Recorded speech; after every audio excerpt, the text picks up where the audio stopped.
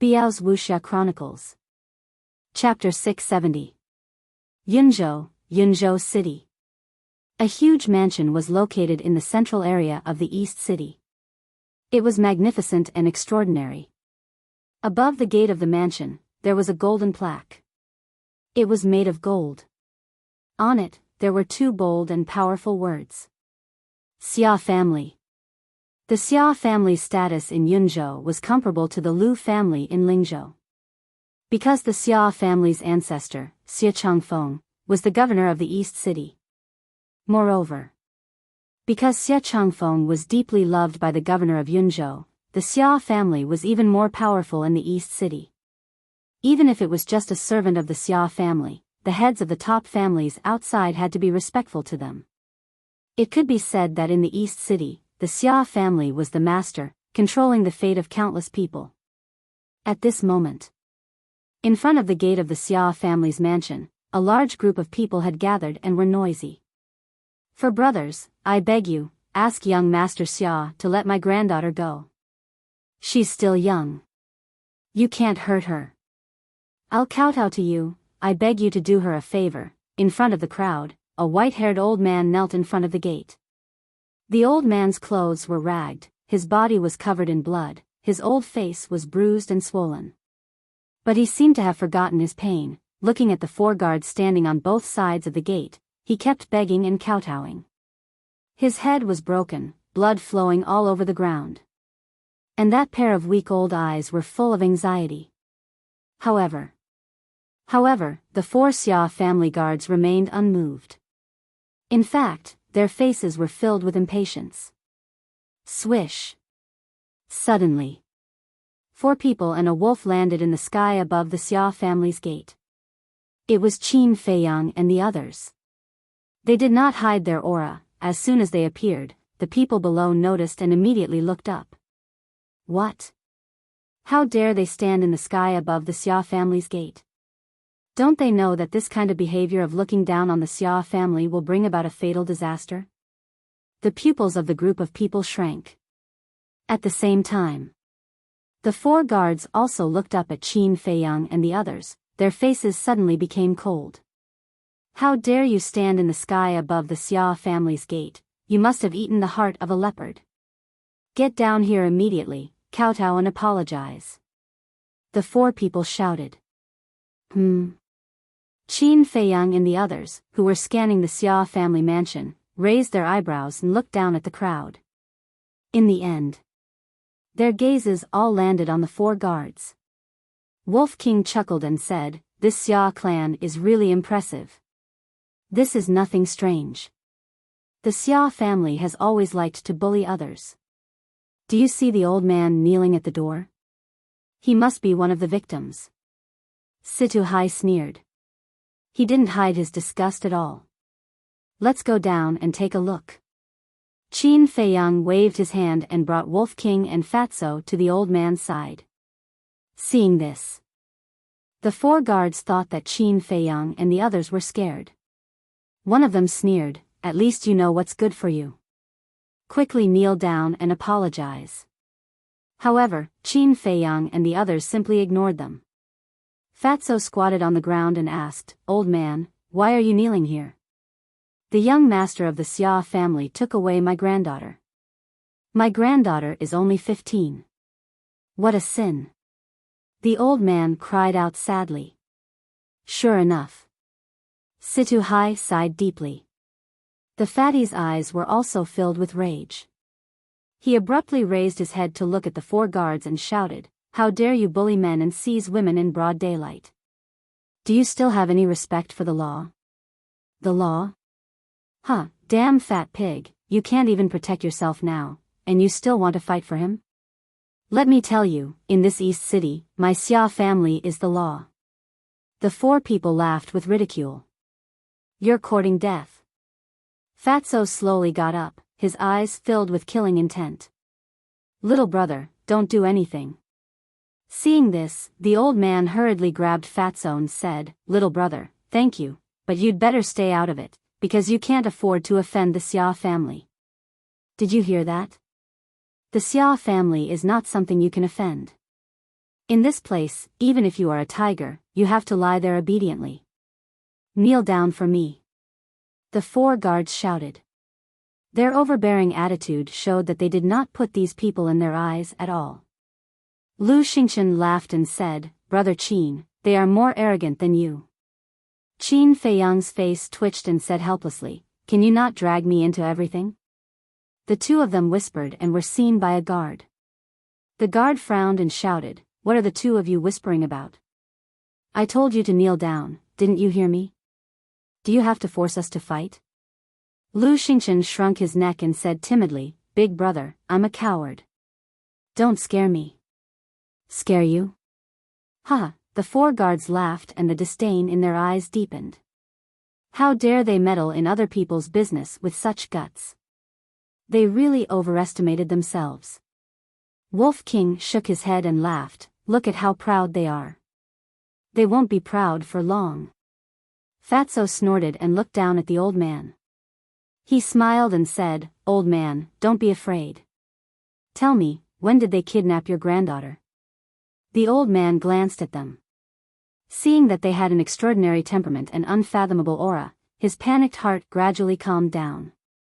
The old man said, She was captured not long ago. Fatso asked, How was she captured?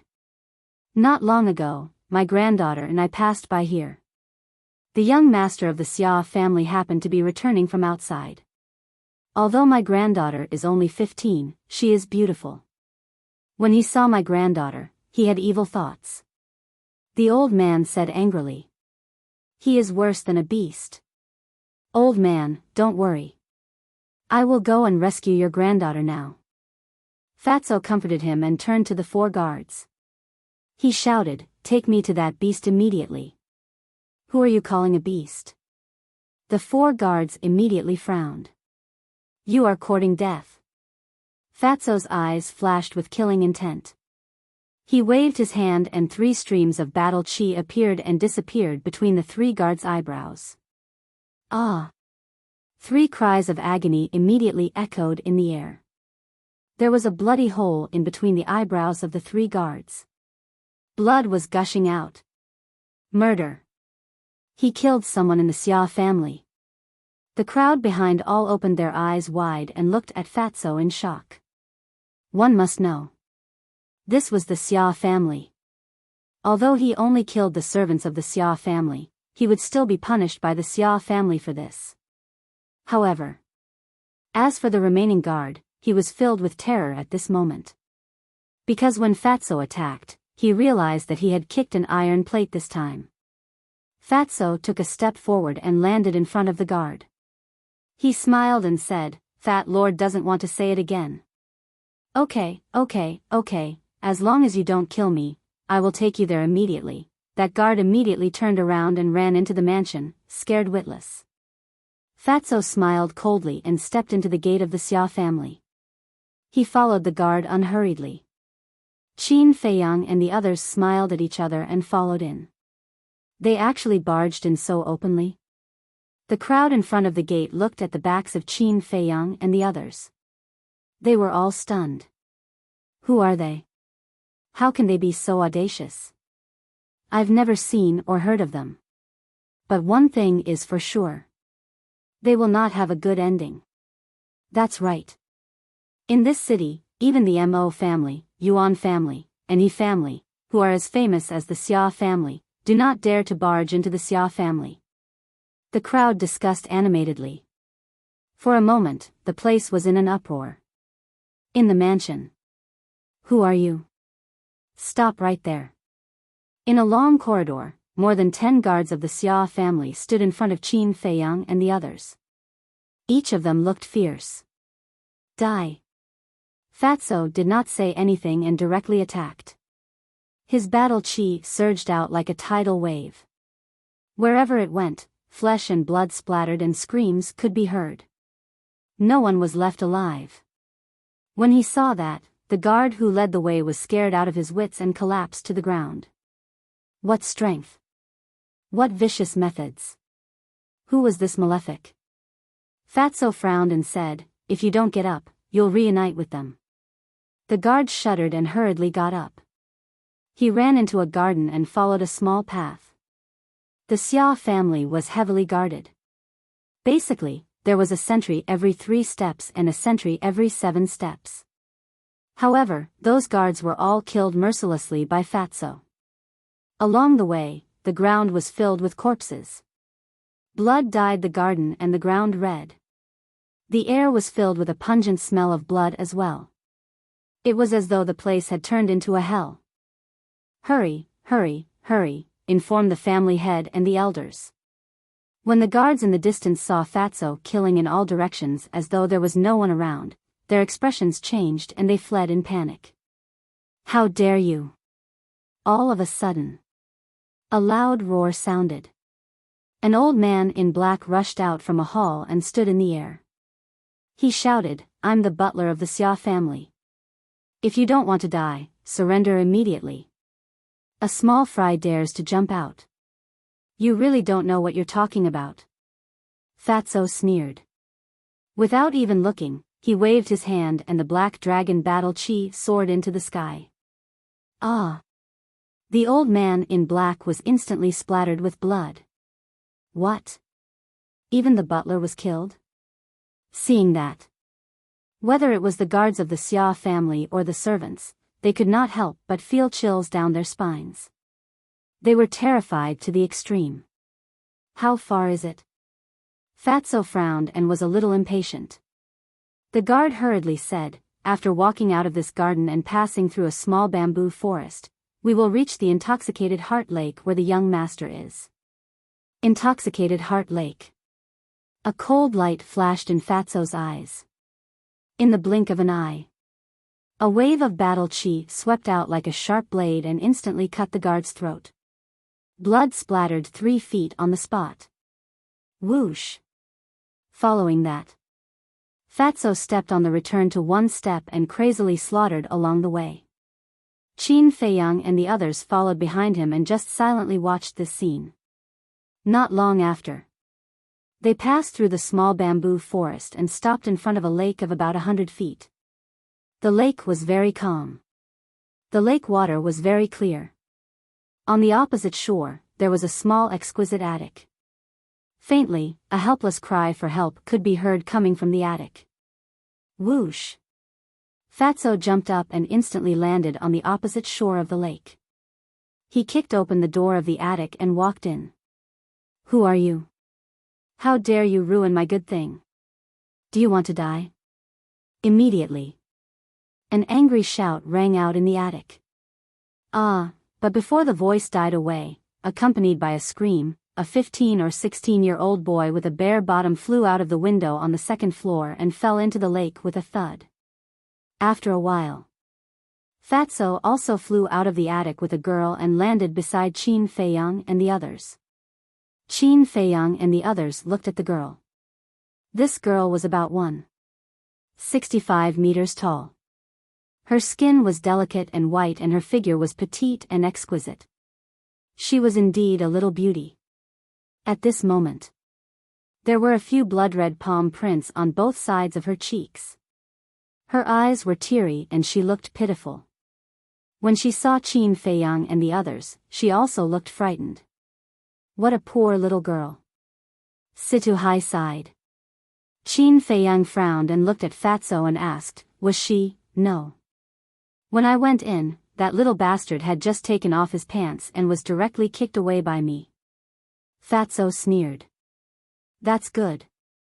Qin Feiyang breathed a sigh of relief. He looked down at the girl and said with a smile, "Little girl, don't be afraid. We're all here to save you." Seemingly infected by the smile on Qin Feiyang's face, the girl calmed down and asked timidly, "Where's my grandfather?" "He's outside." "Come, I'll take you there."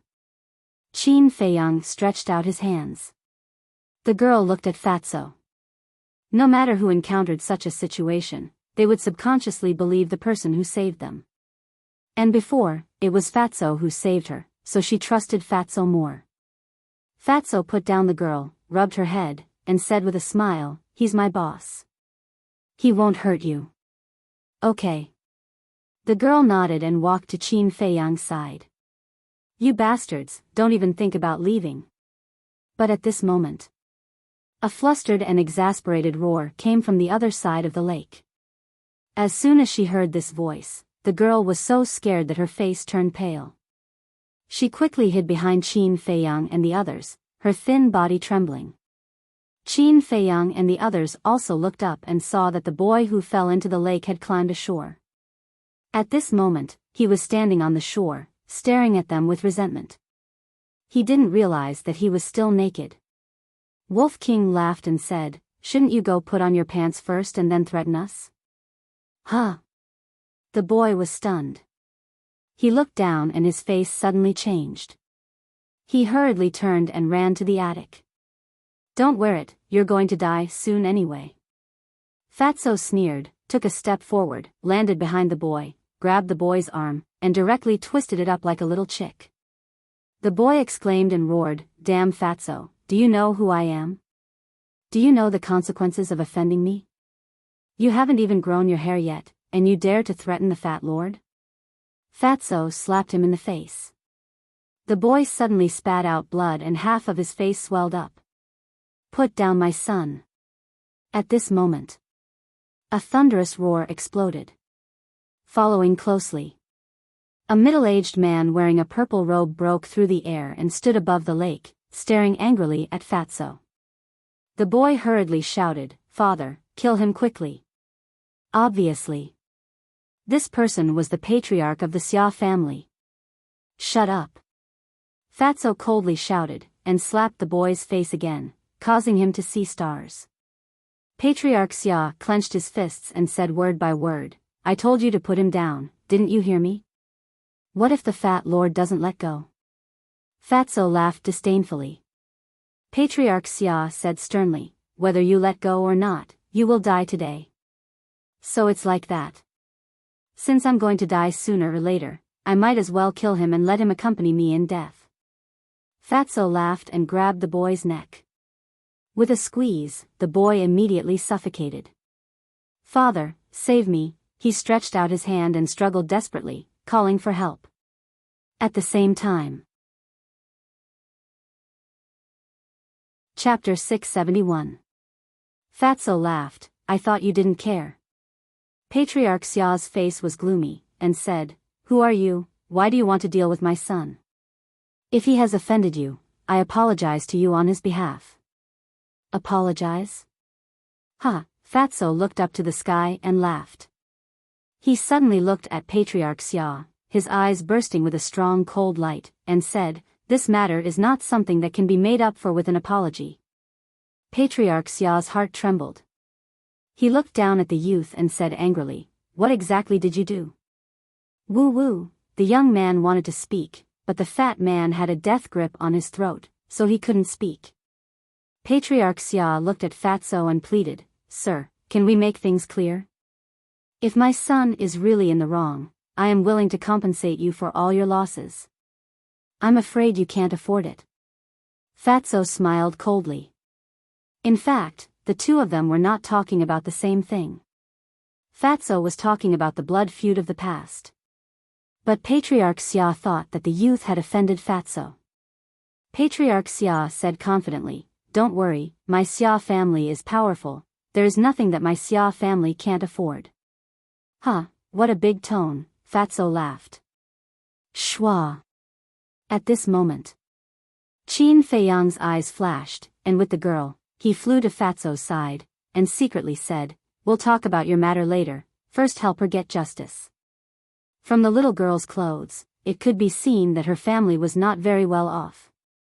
As for the Xia family, Patriarch Xia had personally admitted that the Xia family was powerful, so of course, he had to make him bleed. "All right." Fatso nodded, looked at Patriarch Xia, and said, "Your precious son almost ruined her, how do you think you should compensate?" Patriarch Xia looked at the girl and said, "So it's just because of this matter. Speak, what do you want?" "Just because of this matter?" It seems that in the eyes of the Xia family's patriarch, this is only a small matter. But do you know? For a woman, what is the most important thing? That is chastity. What's more, she's only a 15-year-old child.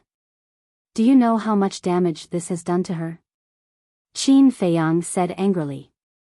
All right. I was wrong. I shouldn't have said that. I apologize to you all. Just tell me, what do you want? Although it was an apology, there was no sincerity in it at all.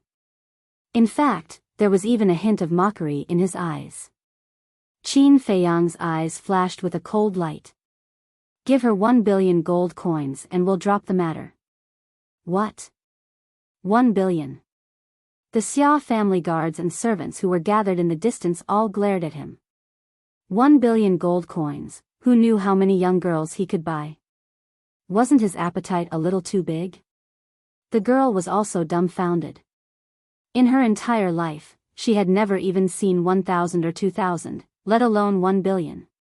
Looking at Patriarch Xia, he was also tongue-tied. He knew that he would be ruthlessly extorted today, but he didn't expect that he would ask for 1 billion right off the bat. Did he think that the Xia family's wealth was free? It was also accumulated little by little. He looked gloomily at Qin Feiyang and said, Your Excellency, I advise you not to push your luck. Qin Feiyang said expressionlessly, 2 billion. You, Patriarch Xia clenched his hands, almost going crazy. Unexpectedly, it didn't decrease but increased instead. Did he think that there was no one in the Xia family? Qin Feiyang said, If you dare to say another word, it will be 3 billion. Patriarch Xia gritted his teeth and said, Fine, I'll give it to you. But please keep your promise and release my son as soon as you get the gold coins. Qin Feiyang said impatiently, Don't talk nonsense. Go and prepare. Patriarch Xia took a deep breath and shouted, Grand Elder, quickly bring 2 billion gold coins. He really gave it? The guards and servants looked at each other. He has to give it. Yes, the young master is the Patriarch's lifeblood. If he doesn't agree, what if they really kill him? Sigh. He lost 2 billion gold coins in one go. This young master really knows how to cause trouble. Who is to blame? It's all because the Patriarch usually indulges him too much. As long as he is disciplined a little, he wouldn't have fallen to today's situation. The servants discussed softly. Whoosh. About 100 breaths of time. Accompanied by the sound of breaking through the air, 10 figures rushed over like lightning. Among these 10 people, there were men and women, and they looked rather old.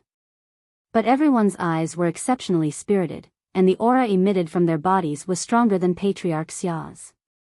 Obviously, they were the 10 elders of the Xia family. The leader was an old man in white, with a ruddy complexion and white hair, full of spirit. However, at this moment, his gaze was somewhat gloomy. Moreover, among these 10 people, his aura was the strongest. He was a 1-star war master. Swish. The old man in white landed in front of Patriarch Xia and looked gloomily at Qin Feiyang and the others. He frowned and said, Patriarch, are you really going to give it to him? Yes. Patriarch Xia nodded and said, But if you want to take it away, it won't be that easy. The old man in white suddenly realized and took out a Qinkuan bag from his bosom. He looked at Qin Feiyang and said, Young man, it's not too late to regret now. Qin Feiyang smiled faintly and said, In my dictionary, there is no such word as regret. Quickly throw it over. Humph. The old man in white snorted and threw the Qinkuan bag to Qin Feiyang with force.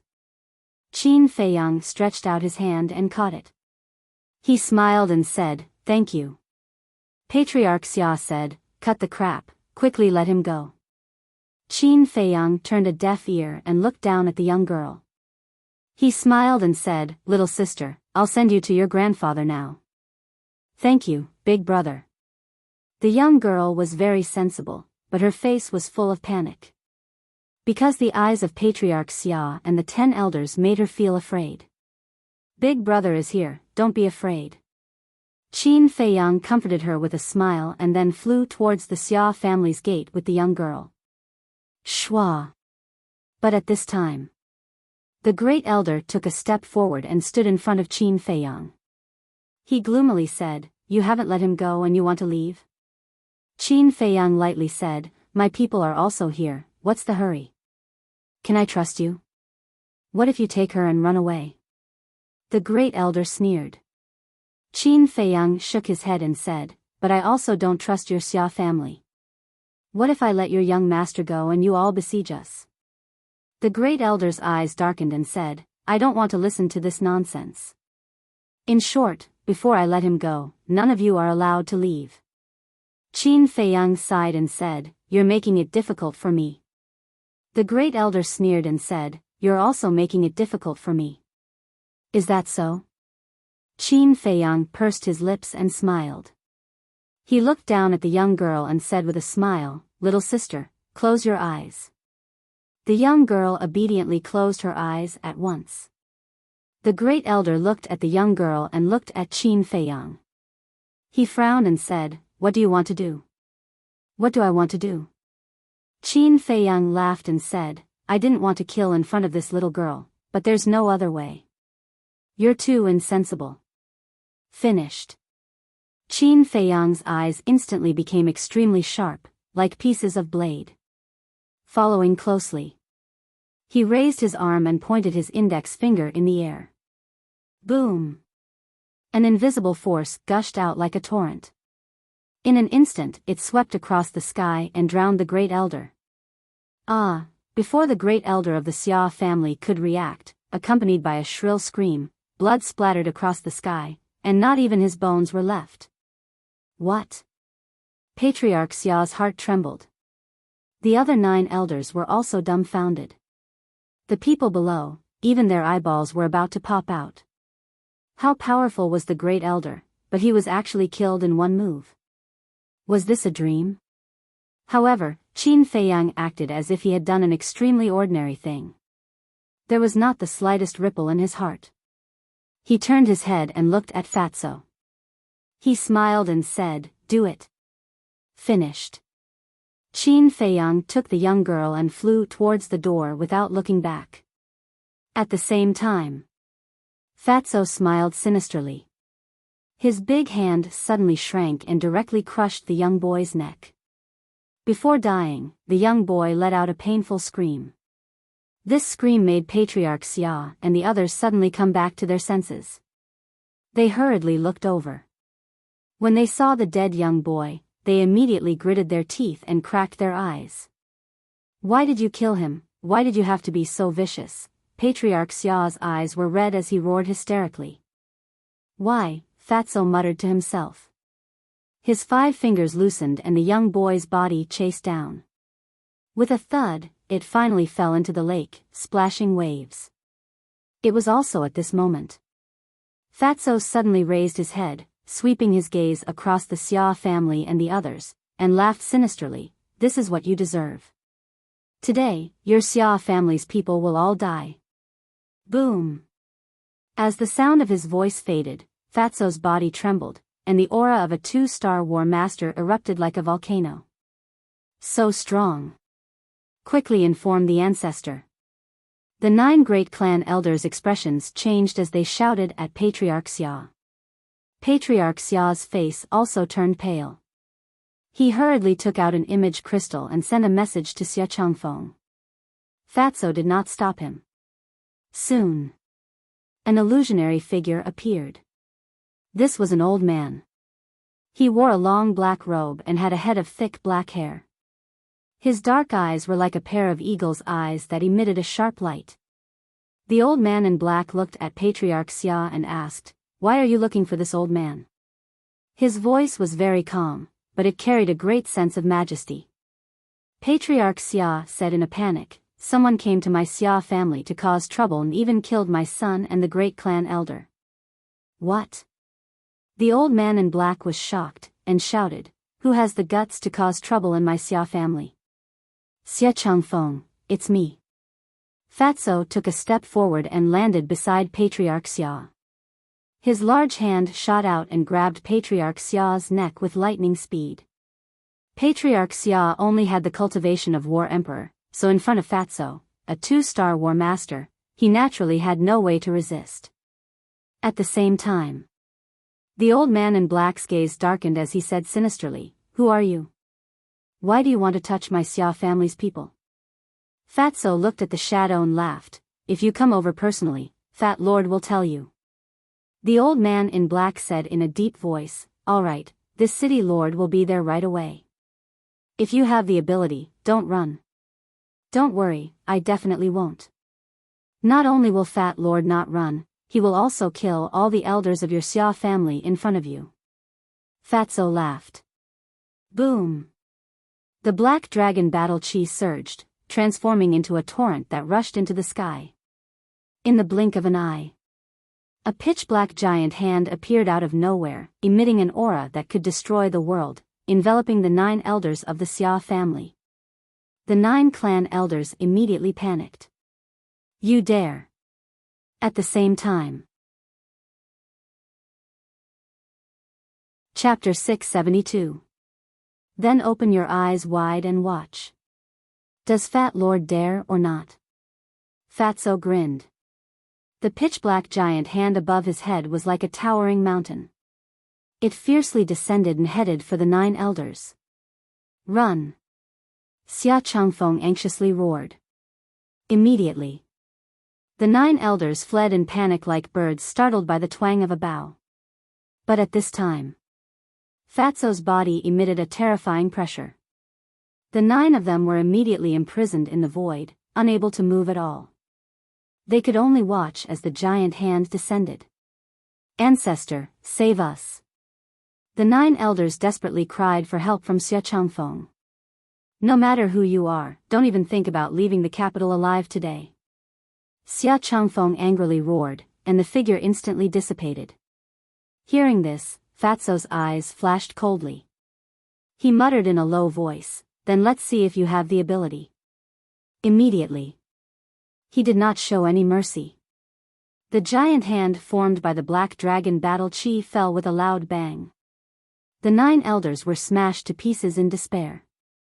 Their blood dyed the sky red. Miserable screams echoed in the air above the Xia family, not dispersing for a long time. The Xia family head, who was captured by Fatso, was scared out of his wits when he saw this scene. What terrifying strength! How come he had never heard of such a terrifying person before? At the lake below, Situ Hai, who was standing behind Lu Xingchen and the Wolf King, clenched his fists as he looked at the fatty who was slaughtering everyone in the sky. His old face was full of excitement. At first, he was very worried. But who would have thought that Fatso would kill the 9 elders of the Xia family with just a wave of his hand? He never would have thought that Fatso had already grown to such a level. If this continued, he might really be able to destroy the Xia family today. At the same time, the streets around the Xia family had become a sea of people. Because the commotion was too great, the entire East City was alarmed. Without exception. Looking at Fatso, who was standing in the air above the Xia family, everyone's face was full of shock. Outside the Xia family's main gate, it was also packed with people, and it was bustling with noise. That old man had already stood up. He raised his head and looked at Qin Feiyang and the girl who were flying towards him. His blood-stained old face was filled with joy. Whoosh! Qin Feiyang landed in front of the gate with the girl. In an instant, the place quieted down. "Grandpa." The young girl immediately threw herself into the old man's arms and sobbed. "Child, it's okay now. Don't cry."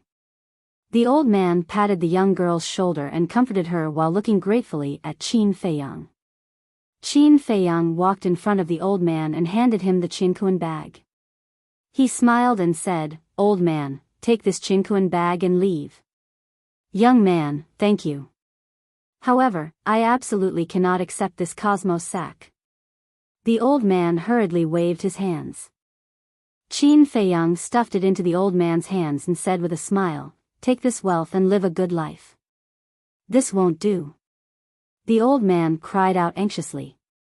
Qin Feiyang smiled faintly and said, "Keep it. You deserve it." The old man hesitated. Suddenly, he took the young girl and knelt on the ground with a plop, saying, "Young man, this old man really has no way to repay today's kindness.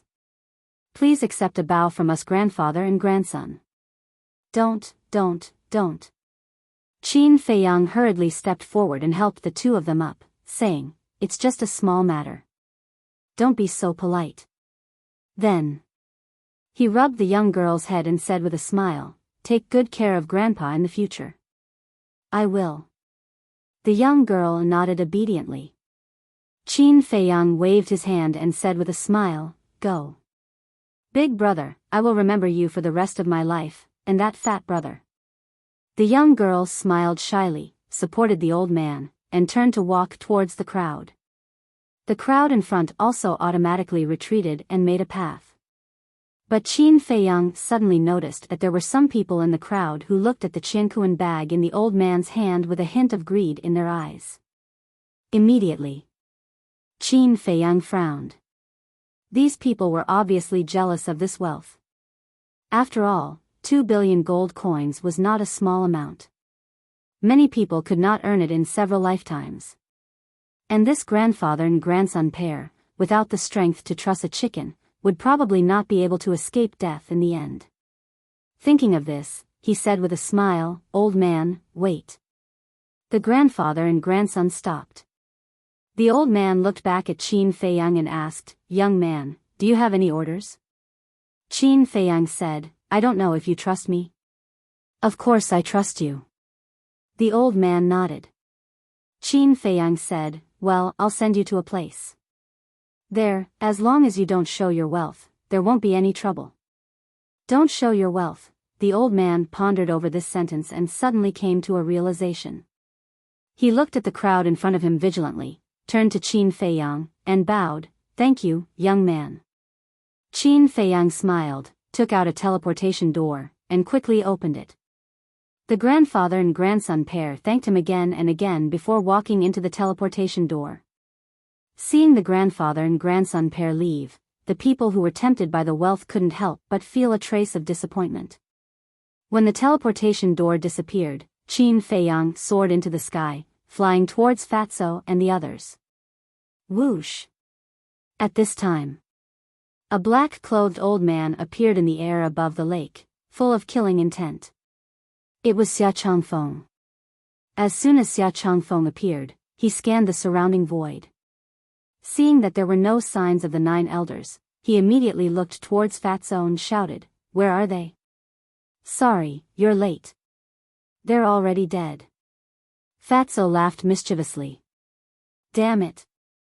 Xia Changfeng was furious. Fatso looked Xia Changfeng up and down, and said playfully, "Xia Changfeng, it's only been 10 years since we last met. How come you've become so old?" Xia Changfeng frowned. "What do you mean? Have we met before?" "Of course we have. It's just that you've forgotten about Fat Lord." "But Fat Lord has never forgotten about you." Fatso's expression changed, and a cold light flashed. He twisted his hand, and with a painful scream, the Xia family head's throat was crushed on the spot. "Who are you? Why are you so ruthless?" Xia Changfeng roared, his eyes bloodshot. "Who am I?" Fatso lowered his head, as if thinking about the past. "Xia Changfeng, do you still remember me?" At this time, Situ Hai soared into the sky, standing next to Fatso, hatefully glaring at Xia Changfeng. Xia Changfeng suspiciously looked at Situ Hai, and suddenly seemed to remember something. His gaze fiercely trembled, and he angrily said, "You're Situ Hai. Huh, you still remember me? I thought you'd also forgotten about me." Situ Hai laughed like a madman. "Who is Situ Hai?" On the streets around the Xia family, some people suspiciously asked. "I think I've heard this name before, but I can't remember." Some people frowned. Another person said, "I know this Situ Hai. He's the Situ family's housekeeper. I also remember. 10 years ago, the Situ family was like the sun at noon in our capital. They were the strongest family, and no one could compare. But later, the palace master found out that the Situ family's ancestor had rebelled, and ordered the extermination of the family. From then on, the Situ family became history, and was gradually forgotten by people. But I never thought that the Situ family's housekeeper would still be alive. Now that he's returned, it should be for revenge. But the Situ family's extermination was due to the crime of rebellion. What does it have to do with the Xia family? Everyone was puzzled. In the sky above the lake, Qin Feiyang, Wolf King, and Lu Xingchen were all silently standing behind Fatso, looking at Xia Changfeng. Xia Changfeng was also silently looking at Situ Hai, his expression uncertain. This place fell into a deathly stillness. Only Situ Hai's crazy laughter reverberated between heaven and earth, unable to calm down for a long time. And that laughter was filled with resentment, anger, and unwillingness. Ha! Fatso suddenly shook his head and laughed. It's been 10 years. Fat Lord left his hometown and suffered pain and torture, but you're free and unfettered in the capital, enjoying glory and wealth. Xia Changfeng, don't you feel uneasy? Fatso raised his head to look at Xia Changfeng, his entire body exuding an unresolvable sadness. Xia Changfeng's pupils shrank, and he said in a deep voice, "Who are you?" "Fat Lord, I'm a descendant of the Situ family." Fat Lord's father is the Situ family's patriarch who died tragically at your hands, Situ Hong. Now, you better listen carefully to Fat Lord. Fat Lord's name is Situ Tianyu. Fatso shouted. His gaze was like a sharp blade, overbearing. His aura was ostentatious, his long hair and clothes rustling in the wind. At this time, he was like a demon god descending to the world, his entire body filled with a bone-chilling coldness. Situ Tianyu? Xia Changfeng frowned. This name was somewhat familiar. Suddenly, a light flashed in his mind. Situ Hong did indeed have such a son, but he remembered that Situ Tianyu's talent was very mediocre, and he would never be able to become a great person. But now, after only a dozen years, how did he become so strong? Fatso smiled. Do you remember now? Xia Changfeng shook his head. No, with your talent, it's impossible to break through to Battle Master so quickly. Who are you? Speak. Xia Changfeng practically roared out those last words. Fatso chuckled. You still remember my mediocre talent, looks like you haven't had a good time these years. Xia Changfeng's face immediately twisted. He had indeed had a hard time these years. Because he knew that the Situ family still had some fish that had escaped the net, he was afraid that the Situ family would come to find him for revenge. Therefore, he had been very careful these past 10 years. At the same time, he had also been tracking down the remaining fish that had escaped the net, and Situ Hai was his main target. But after so many years, there had been no news at all. This was like a thorn that had been stuck in his heart, making him unable to calm down. Fatso suddenly smiled and asked, Xia Changfeng, do you regret it now? Xia Changfeng's 10 fingers tightly clenched together, the killing intent in his eyes undisguised. Why are you looking at Fat Lord? Fat Lord asked you if you regret it, didn't you hear? Fatso couldn't help but roar as he spoke. Killing intent burst out from his eyes. Boom! His index finger pointed in the air, and a black dragon battle chi appeared, roaring like lightning. Accompanied by an earth-shaking explosion, a third of the Xia family's residence was instantly turned to ashes. Chapter 673. Seeing this scene, Xia Changfeng clenched his fists, his face twisted, and his body overflowed with hostility. He didn't care about the guards and servants. Even if they all died, it didn't matter. Because the Xia family was rich and powerful, as long as they made a call, a large number of people would rush into the Xia family, willing to be cattle or horses. But those direct descendants were the future pillars of the Xia family. In order to train them, the Xia family had spent a lot of effort and money, but now, in just an instant, countless people had died. His heart was bleeding. Now do you know the taste of heartache? Back then, watching you mercilessly slaughter my Situ family, Fat Lord's heart was also bleeding. Fat Lord can't remember how many people there were in the Situ family at that time. But Fat Lord remembers that blood dyed the earth, corpses were everywhere, and there were screams of despair. Those sinister faces of yours are just like those demons. They're disgusting and nauseating. Now, Fat Lord will ask you again. Do you regret it? Fatso took a deep breath and looked at Xia Changfeng with a faint smile. Xia Changfeng laughed sinisterly. I only regret that I didn't kill you back then. Is that so? Unfortunately, there's no medicine for regret in this world. Fatso shook his head, a cold light flashing in his eyes. Boom! He stretched out his arm and waved it, causing black dragon battle chi to flood downwards. You dare! Xia Changfeng's expression changed, and he hurriedly sent out a palm. Battle chi surged, turning into a torrent that rushed towards the black dragon battle chi. Boom! The two streams of battle chi collided like comets, creating a deafening explosion. Both of them took a step back. Two-star battle ancestor? I didn't think that after so many years, your cultivation would only improve a little. You really disappoint, Fat Lord. Fatso shook his head. Little bastard, don't think that just because your cultivation is the same as mine, you have the qualifications to challenge me. Let me tell you, you're still too inexperienced. Xia Changfeng's hair stood on end, and his battle chi surged. Clang! In an instant, a black war blade appeared out of nowhere. It was several dozen zhang in length as it hovered in the air, emitting an exceptional sharpness. Fatso's pupils shrank as he patted his chest and exclaimed, Is this a battle art? It's so powerful. Fat Lord is so scared. However, there was a hint of mockery in his eyes. What kind of person was Xia Changfeng? Naturally, he could tell that Fatso was toying with him. A trace of ruthlessness immediately appeared on his old face. Little bastard, if you keep hiding, this city lord really won't be able to find you. But you're too stupid. You actually came to me on your own accord. Now, I will send you to the underworld to reunite with your clansmen. He smiled sinisterly and waved his hand. Clang! The black blade trembled in the air, creating a deafening sound. Then, with an astonishing sharpness, it slashed towards Fatso. Fat Lord is stupid? Fatso stared blankly for a moment before he raised his head and laughed. You dare to spout such arrogant words with your meager strength? Boom!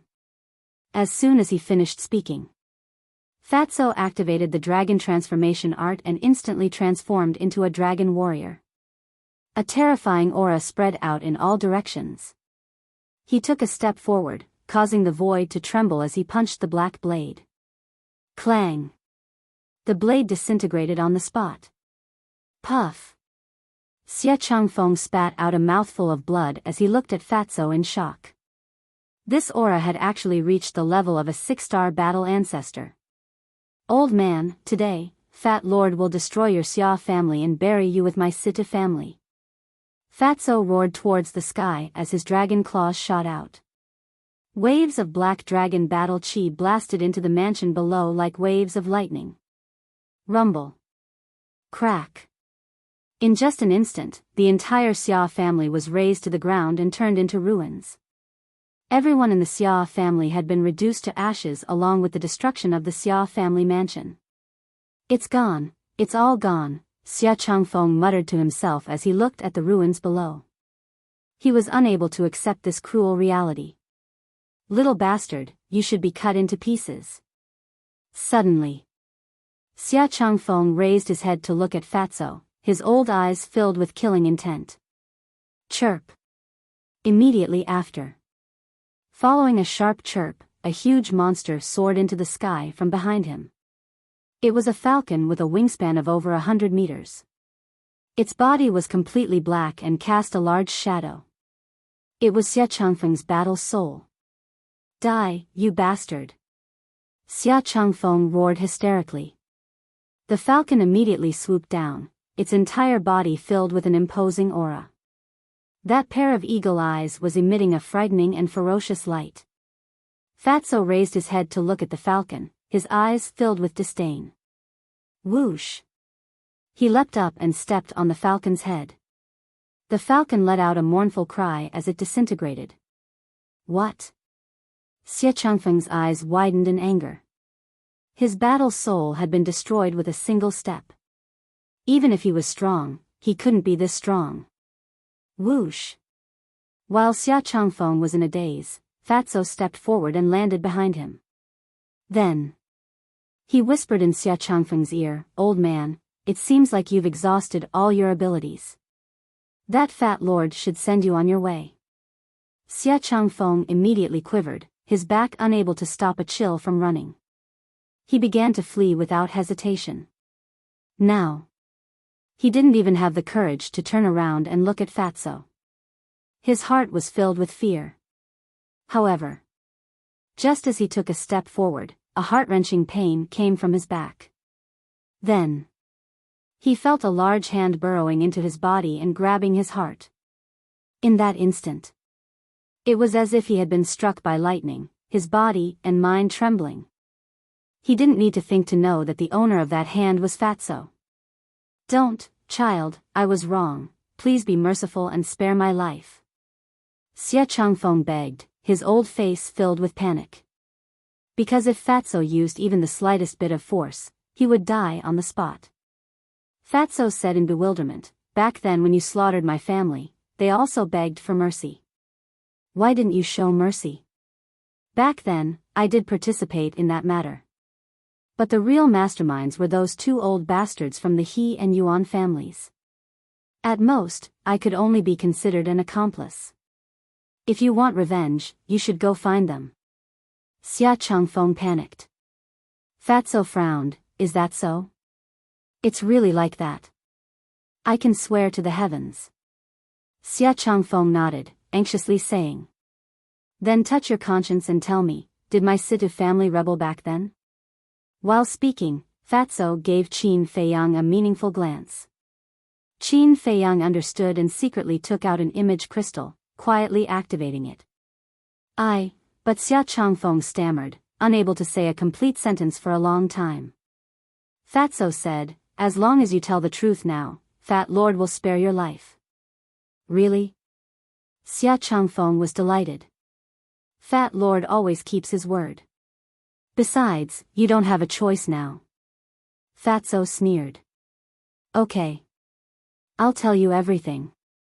Back then, your Situ family didn't rebel. I clearly remember that it was those two old bastards from the He and Yuan families who saw that your Situ family was getting stronger and stronger, so they had evil intentions and framed your Situ family. They were also the ones who instigated the mansion master to destroy your Situ family." Xia Changfeng, who had fallen into panic, finally spat out the truth and cleared the Situ family's name. Qin Feiyang also waved his hand, and a white stream of light flew out of the image crystal and swept into the sky. Soon, a huge image unfolded in the sky above the East City. It was the scene recorded earlier, including the conversation between Xia Changfeng and Fatso. At this moment, the entire East City fell into a deathly silence. Everyone raised their heads and looked at the image in the sky. After a while, the image ended. The East City immediately boiled over. So it turns out that the Situ family was framed back then. The Yuan, He, and Xia families are really despicable. They framed the loyal and spread rumors to mislead the public. They must pay with their blood, that's right. Although this matter happened more than 10 years ago, we can't let the loyal and the people of the Situ family die with grievances. The people were filled with righteous indignation. They had never seen such a despicable and shameless person. The Situ family could become stronger and stronger because they were capable. What was the meaning of slandering them and framing them behind their backs? Even if they were jealous, they couldn't be so despicable. At the same time, Fatso also closed his eyes, and 2 drops of tears rolled down his cheeks. These were tears of joy. Situ Hai was also muttering to himself, and tears were also streaming down his face. My Situ family has been wronged for more than 10 years, and today, we've finally cleared our name. Patriarch, patriarch, elders, clansmen, you can rest in peace in the netherworld." Hearing these words, Qin Feiyang, Lu Xingchen, and Wolf King couldn't help but sigh. The greatest pain in life was being wronged.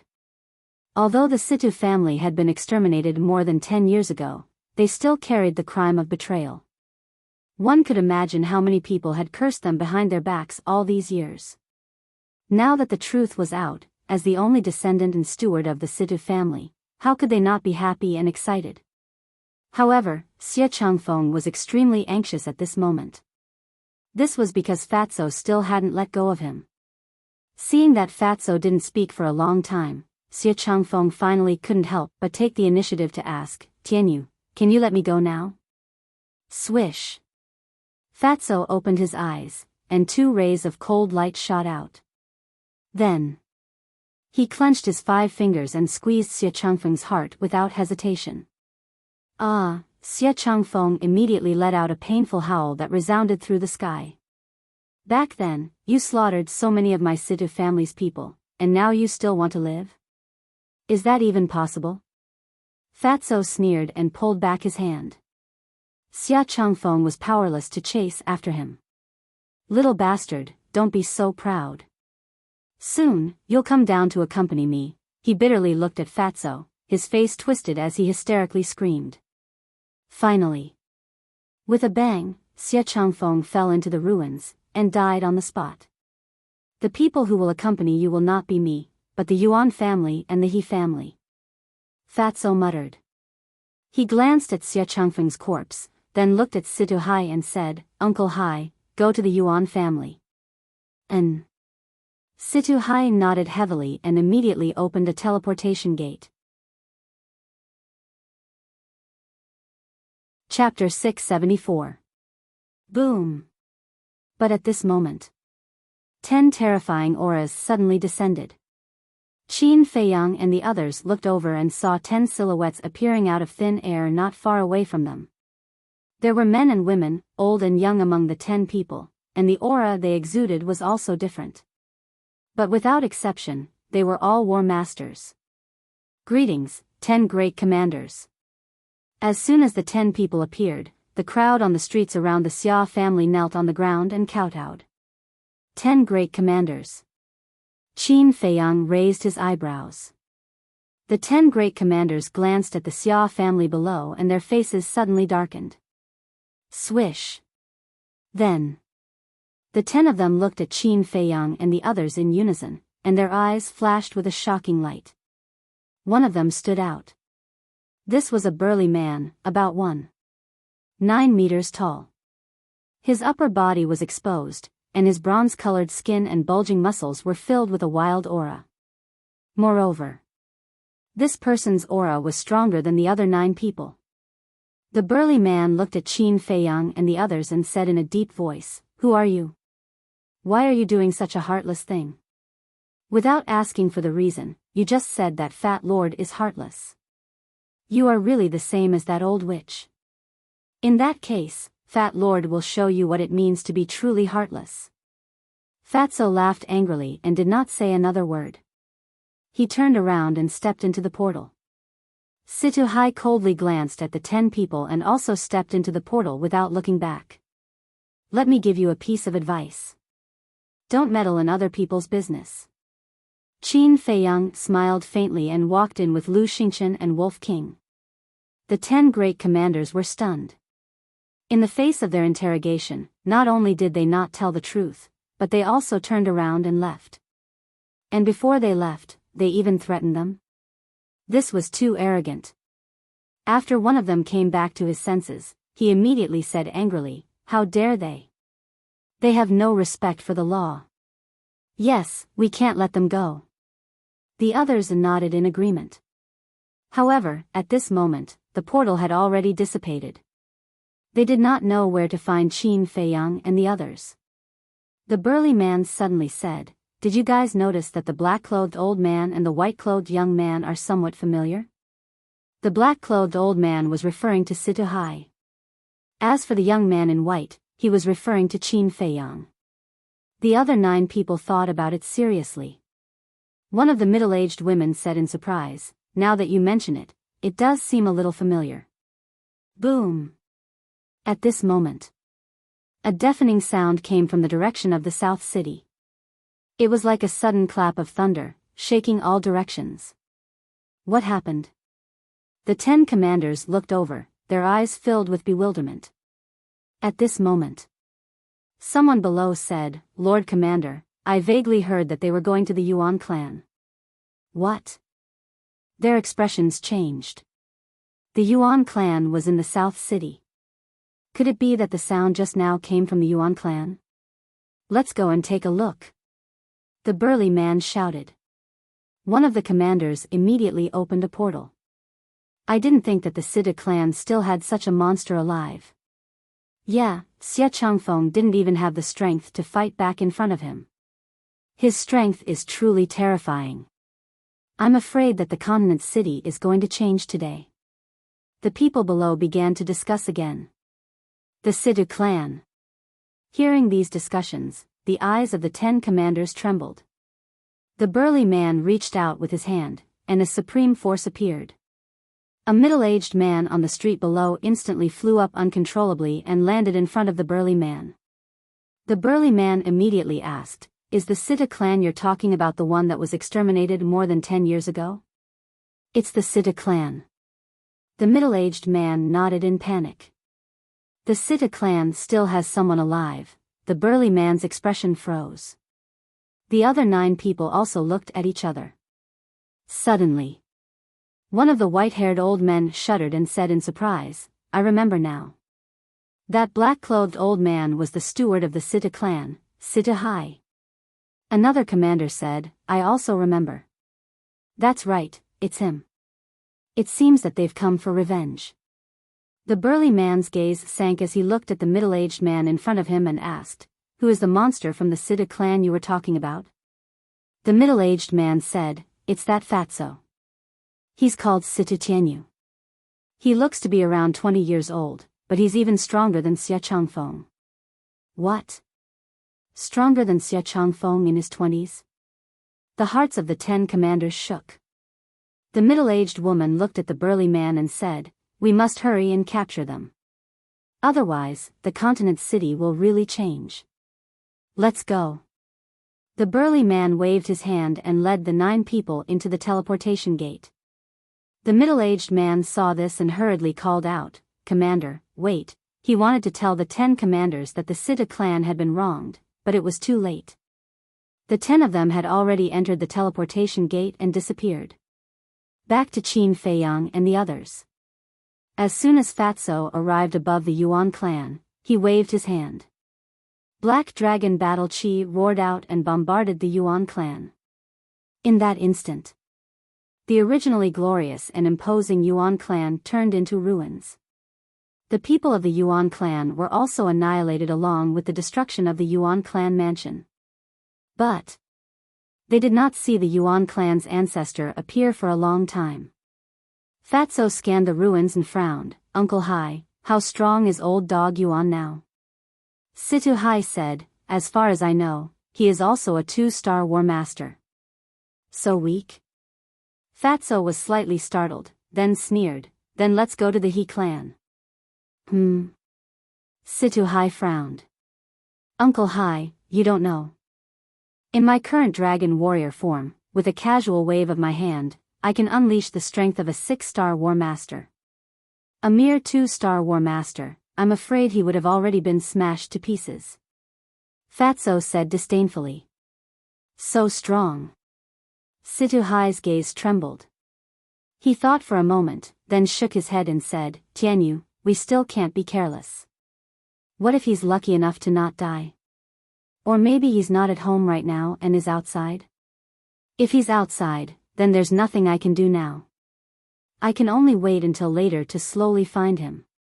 After Fatso finished speaking, he waved his hand, and a black dragon battle chi shot into the ruins below like lightning. Boom! Following a loud sound, even the ruins of the Yuan clan were gone, turning into a huge sinkhole. Next, Fatso looked at Situ Hai and said, "The 10 great commanders should be here, let's go." Upon hearing the 10 great commanders, Situhai did not dare to stay any longer. He immediately opened the teleportation gate and the group entered in a single file. Just as the few of them left, the 10 great commanders appeared behind them. Looking at the Yuan clan being destroyed in one day, the 10 people's faces were ashen. The tall and sturdy man shouted angrily, "Find them immediately, we must find them." "Where are we going to find them?" The other 9 people had helpless looks on their faces. The continent was so big, if these people wanted to hide, it would be impossible to find them in a short period of time. Suddenly, the middle-aged woman said, "I remember that back then, other than the Yuan clan and the Xia clan, the He clan also participated in the destruction of the Sita clan." "Do you think they went to the He clan?" "Yes, it's the He clan." The tall and sturdy man quivered and roared, "Quick, quick, let's go to the He clan in North City." The middle-aged woman waved her hand and opened a teleportation gate. Whoosh! The 10 of them immediately turned into streams of light and rushed into the teleportation gate. In the blink of an eye, they appeared in the sky above the He clan and immediately saw Qin Feiyang and the others standing in the void not far away. Fatso, on the other hand, was currently raising his arm and pointing his index finger at the He clan below, battle chi surging at his fingertips. At the same time, his eyes were filled with a strong cold light. Seeing Fatso's posture, the tall and sturdy man's expression changed abruptly, and he roared, "Stop!"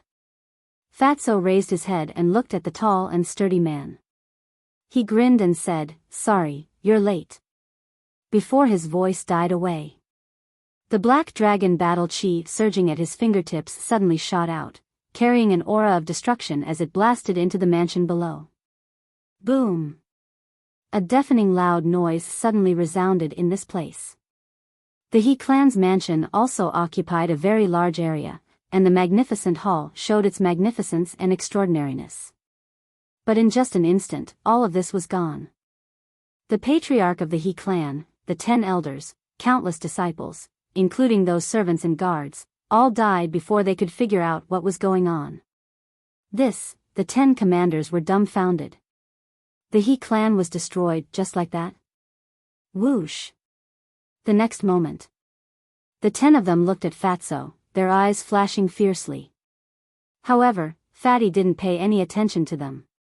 His eyes were fixed on the ruins below. He was looking for the He clan's patriarch. Who did it? All of a sudden, an angry roar exploded in the ruins below. Then, a red-haired old man with disheveled hair and a dirty face soared into the sky, his entire body covered in blood. But when he saw the 10 commanders, the red-haired old man couldn't help but be stunned. "Old dog, long time no see."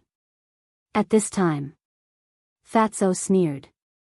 The red-haired old man raised his eyebrows and turned to look at Fatso. He frowned and said, "Who are you?" Fatso said with a smile, "You've seen me when I was young." Seen? The red-haired old man looked up and down at Fatso for a moment and said angrily, "Who the hell are you? Did you do all of this?" "Yes, it was Fat Lord who did it." "As for who Fat Lord is?"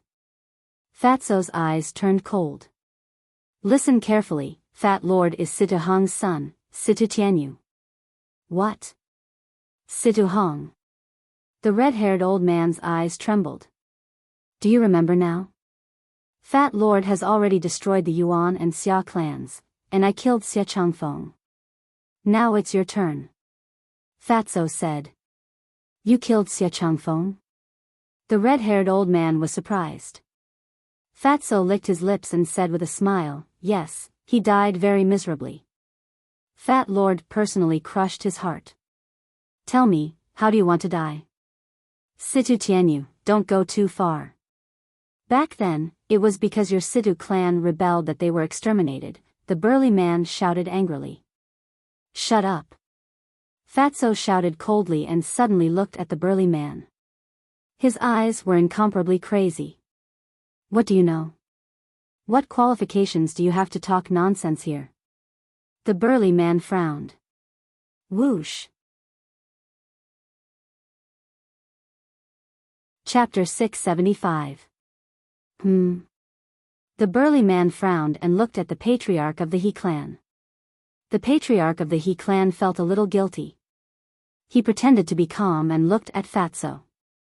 Everyone in Yunzhou knows about the Situ clan's rebellion. What do you mean by that? Old dog, you're still lying. Before Fatso could say anything, Situ Hai roared. I didn't do anything wrong. What's there to lie about? But you killed everyone in the He clan.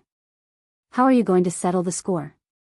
The He clan's patriarch stared at them with a cold glint in his eyes. Situ Hai was so angry that smoke was coming out of his head. He framed the Situ clan and made them suffer for more than 10 years. Now, he was playing the blame game.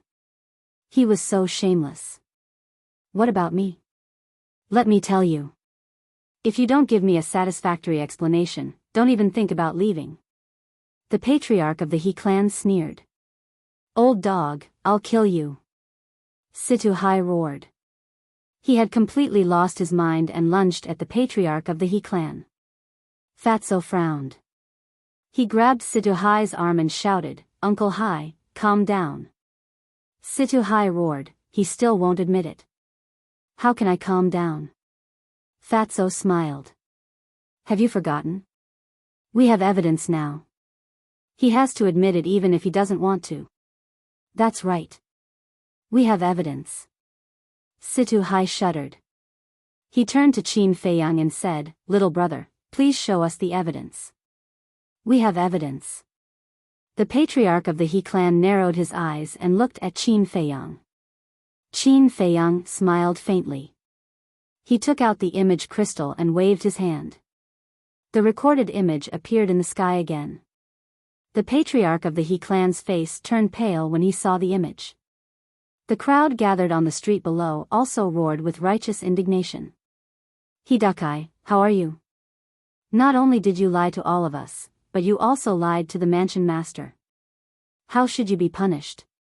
As soon as the image ended, the 10 great commanders looked at the patriarch of the He clan. No. I didn't do it. Xie Changfeng is slandering me. The He clan's ancestor hurriedly shook his head. He looked at the burly man and said, Brother Mo, you must believe me. I am innocent. The burly man shouted, the evidence is conclusive, and you're still quibbling. You're really stubborn. Take him down. The other 9 commanders nodded and immediately surrounded the He clan's patriarch. Seeing this, the old ancestor of the He family panicked. Suddenly, he turned to look at Fatso and roared, Little bastard, even if I die, I'll drag you down with me. Boom! His aura erupted as he charged towards Fatso without looking back. His eyes were brimming with killing intent. 3-star war sect? Fatso was startled for a moment before he disdainfully said, You're a bit stronger than that trash Xie Changfeng. But if you want to drag Fat Lord down with you, you're still lacking. He took a step forward, advancing instead of retreating. Die. When the two of them met, they roared at the same time and punched each other with all their might. Boom! Ah! The 2 fists fiercely collided.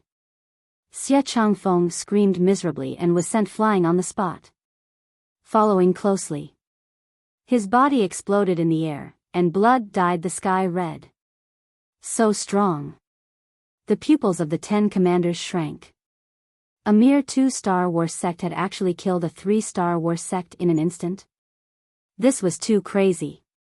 However, they did not know that Fatso, in his dragon warrior state, could unleash the strength of a 6-star war sect with just a raise of his hand.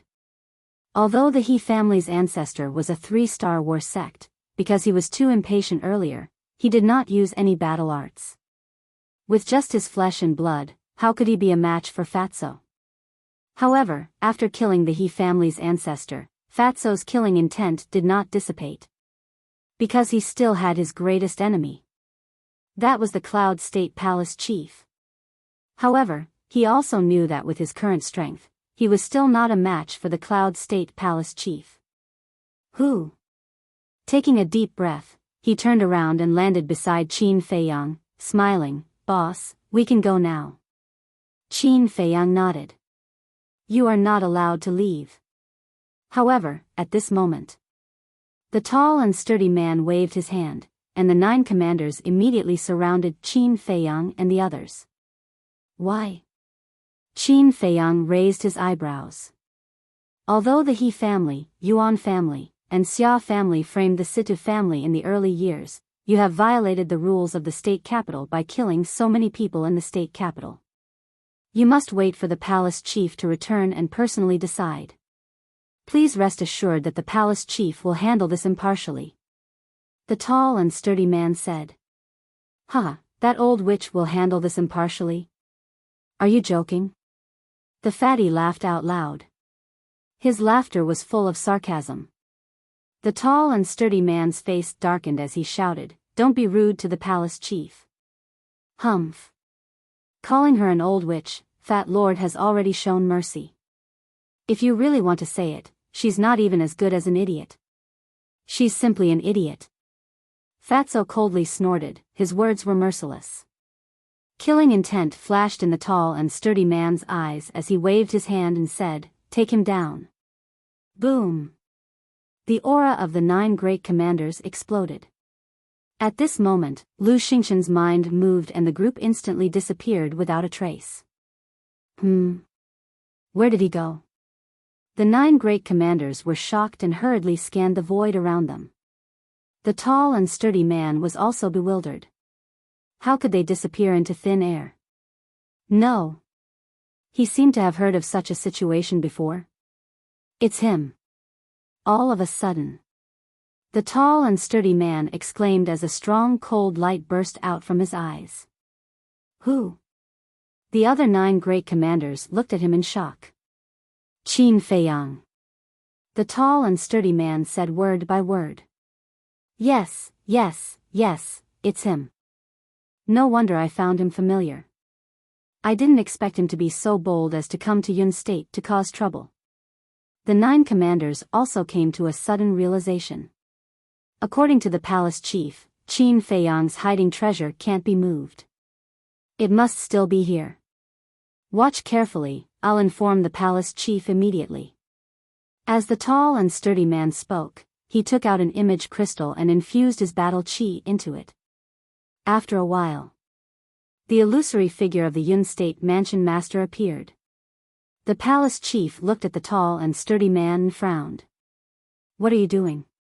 The tall and sturdy man said, My lord, Qin Feiyang and the others came to Yun State and destroyed the He, Xia, and Yuan families. What? The palace chief was enraged and shouted, Why didn't you stop them? My lord, it's not that I didn't stop them, but they were too fast. We couldn't stop them in time. The tall and sturdy man smiled bitterly. Trash. The palace chief scolded and shouted, Where are they now? The tall and sturdy man said, They're hiding in that hiding treasure now. The palace chief was overjoyed and nodded. Very good, you guys stay there and guard. I'll go back immediately. Yes. The tall and sturdy man responded respectfully and turned off the image crystal. His eyes were filled with killing intent. In a secret chamber, Qin Feiyang and the others stood side by side and looked at the image in front of them. This was Lu Xingqian's space divine item. They had not left, so they saw the message between the tall and sturdy man and the palace chief clearly. Lu Xingqian stared at the tall and sturdy man in the image and frowned. Brother Qin, why do I feel that there's something wrong with this man? I have the same feeling too. Qin Feiyang nodded thoughtfully. He turned to Situhai and asked, Who is he?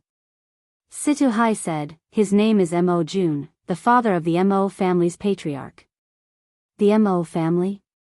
Qin Feiyang frowned and said, Is there someone called Mo Wuxian in the Mo family? Yes. Mo Jun is Mo Wuxian's grandfather. Situhai said. No wonder. Qin Feiyang suddenly came to a realization, and the corners of his mouth pursed into a sneer. Wolf King said, Little Qin Zi, I caught a trace of murderous intent in his eyes just now. It might be directed at us. It's not a possibility, it's a fact. Because Mo Wuxian died in our hands. Once he has the chance, he will definitely come after us. Qin Feiyang smiled faintly. That's not right. We just came back from the 9 underworlds. Mo Wuxian and the others all died in there. Mo Jun couldn't have received the news so quickly. Fatso said suspiciously. Don't forget. Wan Xiao and Feng Wuxia are still alive. And Tan Wu. When he returns to He province, he will definitely tell us the truth. Apart from Feng province and Yu province, the people from the other provinces basically died in our hands. Think about it. When the palace chiefs of He province, Kong province, and Serene province learn about this from Tan Wu and the others, won't they hate us? So, they will definitely tell these things to the palace chiefs of the other provinces as soon as possible. That's why the palace chiefs of the 9 provinces came to our spiritual state one after another. Lu Xingchen smiled faintly. That makes sense. Fatso nodded. But what puzzles me is, why did the palace chiefs of Feng province and Yu province come to our spiritual state? To join in the fun? Lu Xingchen frowned. Qin Feiyang smiled and said, when we go back and see the old master, we'll know when we ask him. Okay. Lu Xingchen nodded and looked at Qin Feiyang, asking, what about now? Do we go back or continue to observe? Qin Feiyang said, let's wait a little longer. I want to know how they plan to deal with us. Spiritual state. At the palace master's mansion. At this moment, the Yunzhou palace master was standing in the conference hall, raging at the old master. Old man Ren, you heard it all. This is the young man of your spiritual state, he's simply lawless. She was about to explode in anger. After learning about the death of Mo Wuxian and the others, she was already furious. She thought to herself that this time, she must make Qin Feiyang pay the price. But she never expected that as soon as she came to the spiritual state, this Qin Feiyang would actually go and raid her nest. This was too much. Then, he looked at the old man. His head was lowered, and his brows were tightly knitted together. He did not say a single word. Previously, when Mo Jun sent a message to the Yunzhou palace master, the Yunzhou palace master didn't avoid it, so he heard it all. Not only did he hear it, but the other palace masters in the conference hall also heard it and were all in disbelief. Because they all knew that the Xia family, the He family, and the Yuan family were super families in Yunzhou. Moreover, the ancestors of the 3 families were highly valued by the Yunzhou palace master, and it wouldn't be an exaggeration to say that they were his right-hand men. But this Qin Feiyang actually destroyed the 3 great clans in an instant. Wasn't this clearly going against the Cloud State's mansion master? Chapter 676. Seeing that the old man was silent, the Yunzhou mansion master quickly lost his patience and shouted, say something, don't think that silence will solve this. The old man looked up at her and then lowered his head in silence again. To be honest, he was very angry now. He even wanted to call Qin Feiyang over and give Qin Feiyang a few slaps. Wasn't this causing trouble for him? Couldn't they just stop? Old man Ren, this is not a small matter, you can't cover up for Qin Feiyang anymore. Yes, if you don't deal with it impartially today, we will report it to the emperor and ask him to make a decision. The 2 white-haired old men said one after another. One of them was the Kunzum mansion master, and the other was the Changzhou mansion master. Their purpose of coming to the spiritual state was naturally to settle the score with Qin Feiyang.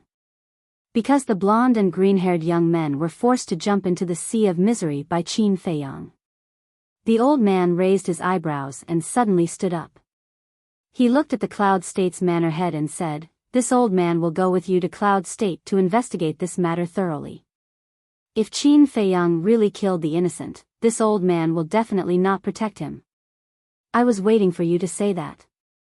The Yunzhou mansion master sneered, opened a portal, and stepped aside. He looked at the old man and said, please. The old man snorted and strode into the portal.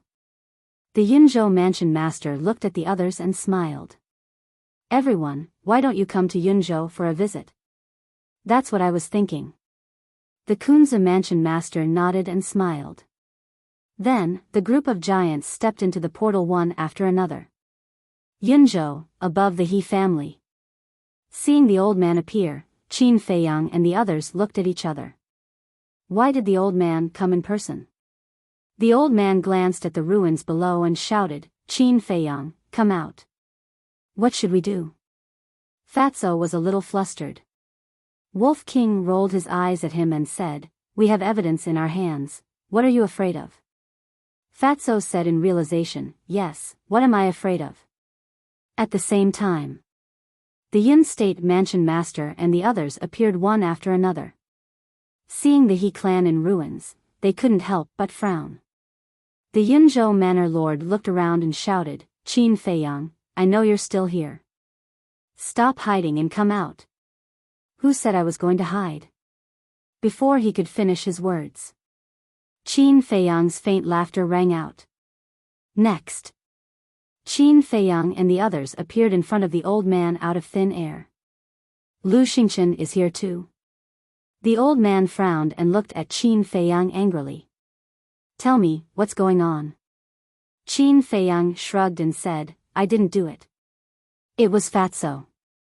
The old man then looked at Fatso. Fatso said, I'm here for revenge. Revenge? The old master frowned. Fatso had told him about this before, so he also knew that the Sita clan was wronged. But there was no evidence. Who would believe it? Fatso looked at the Yunzhou Manor Lord and sneered, Old witch, don't you feel guilty at all? Who are you talking to? Did you eat a leopard's guts? The Yunzhou Manor Lord's face was gloomy.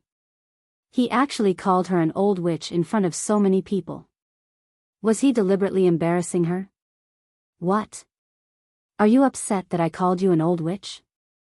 Then can Fat Lord call you an idiot? The fatty's face was full of mockery. You're courting death. The Cloud State Manor Lord was enraged. A terrifying aura surged towards Fatty.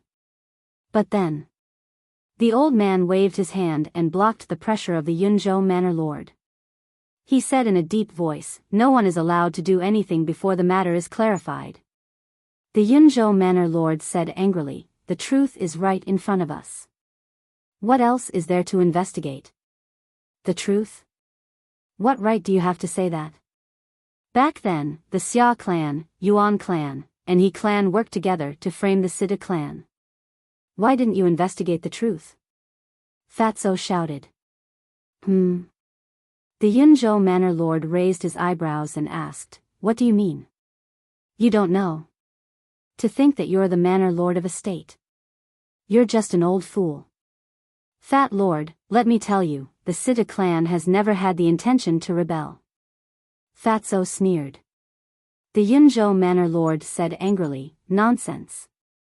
Fatso said, if Fat Lord is not talking nonsense, are you going to repent in front of the graves of my parents and clansmen?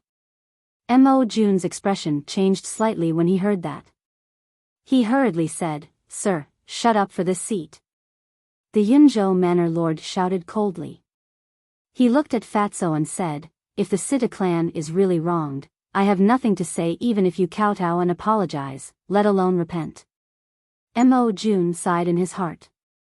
Initially, he wanted to tell the Yunzhou Manor Lord the truth. However, the furious Yunzhou Manor Lord did not give him a chance to speak at all. This was great. He was looking for trouble for himself. At the same time, Fatso looked at the Yunzhou Manor Lord in surprise and asked, do you mean what you say? The Yunzhou Manor Lord said angrily, nonsense, I'm the Manor Lord of a state. How can I go back on my words? Fatso laughed. Qin Feiyang and the others laughed as well. Then, Qin Feiyang waved his hand and took out the image crystal.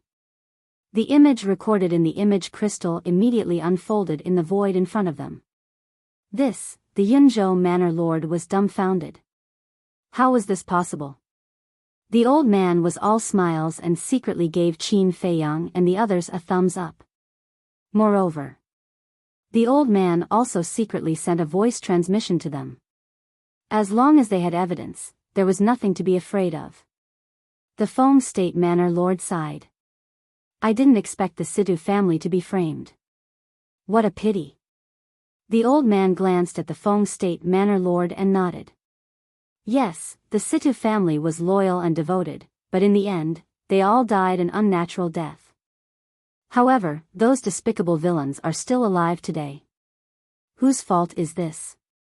The other manor lords all looked at the Yunzhou Manor Lord. The Yunzhou Manor Lord's old face was livid and red. He wished he could find a hole to hide in. At the same time, he looked at Mo Jun angrily. Can you blame me for this? You didn't want me to say it? Mo Jun was helpless. Fatso sneered. Old witch, do you feel guilty now? Is it wrong for Fat Lord to seek revenge? The Yunzhou Manor Lord was silent. What else could she say? She had already lost face. The old man said, I think this matter should be reported to the emperor. Let him see how foolish the Yunzhou Manor Lord is. The other manor lords were shocked. This matter was not a big deal, but it was not a small one either. If they did not make a fuss about it, the emperor would not care. However, if they did, the consequences would be severe. The Yunzhou Manor Lord alone would definitely be removed from his position and investigated. He might even be executed on the spot. In other words, this old man Ren was determined to get rid of the Yunzhou Manor Lord. The Yunzhou Manor Lord was also shocked.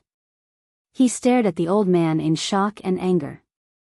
Did I say something wrong? Even the emperor is punished the same as the commoners when he breaks the law, let alone us manor lords. The old man said lightly. The Yunzhou Manor Lord's eyes turned cold. He shouted, Old man, don't go too far. Am I? I'm just stating a fact. The old man sneered. Old man Ren, we're all old friends. Why do you have to be so ruthless? Yes, let's forgive and forget. I think we should just let this matter go. If there's no other way, let her compensate the Situ family. The other manor lords tried to persuade the old man. The old man frowned and turned to look at Fatso. He asked, What do you think? Fatso shook his head and said, I don't want any compensation. I don't want this old witch to kowtow and apologize in front of the graves of my family members because she doesn't deserve it. I just want her to announce to the world that the Situ family is innocent. That's reasonable. Everyone nodded and looked at the Yunzhou Manor Lord. The Yunzhou Manor Lord lowered his head and his expression was uncertain. It was easy to announce to the world. She just needed to give the order. However, once she announced to the world, the entire Yunzhou Manor would know that she had done something stupid. By then, many people would curse her behind her back. In short, once this matter was announced to the world, she would lose her dignity and reputation. The old man said meaningfully, Is your life more important or your reputation more important? You have to think carefully. The Yunzhou Manor Lord's eyes trembled. He gritted his teeth and said, Okay, I'll announce to the world later. Now. Fatso said without any room for discussion. Okay. The Yunzhou Manor Lord looked coldly at Fatso and shouted, Mo Jun, go and do it immediately. It was obvious that the Yunzhou Manor Lord was on the verge of exploding. Yes. The 10 commanders responded respectfully and immediately turned to leave. After the 10 commanders left, the Kunzu Manor Lord said, Now that the Situ family's matter is settled, let's talk about the 9th level of hell. Senior, I'm confused. In the 9th level of hell, everyone relies on their own abilities. What else is there to talk about? Qin Feiyang looked at the Kunzu Manor Lord in confusion. Yes. It does depend on one's own abilities. But the people of Kunzu have already reached the other side. Why do you still force them to jump into the sea of bitterness? The Kunzu Manor Lord shouted. And my Changzhou. The Changzhou Manor Lord's face was as dark as water.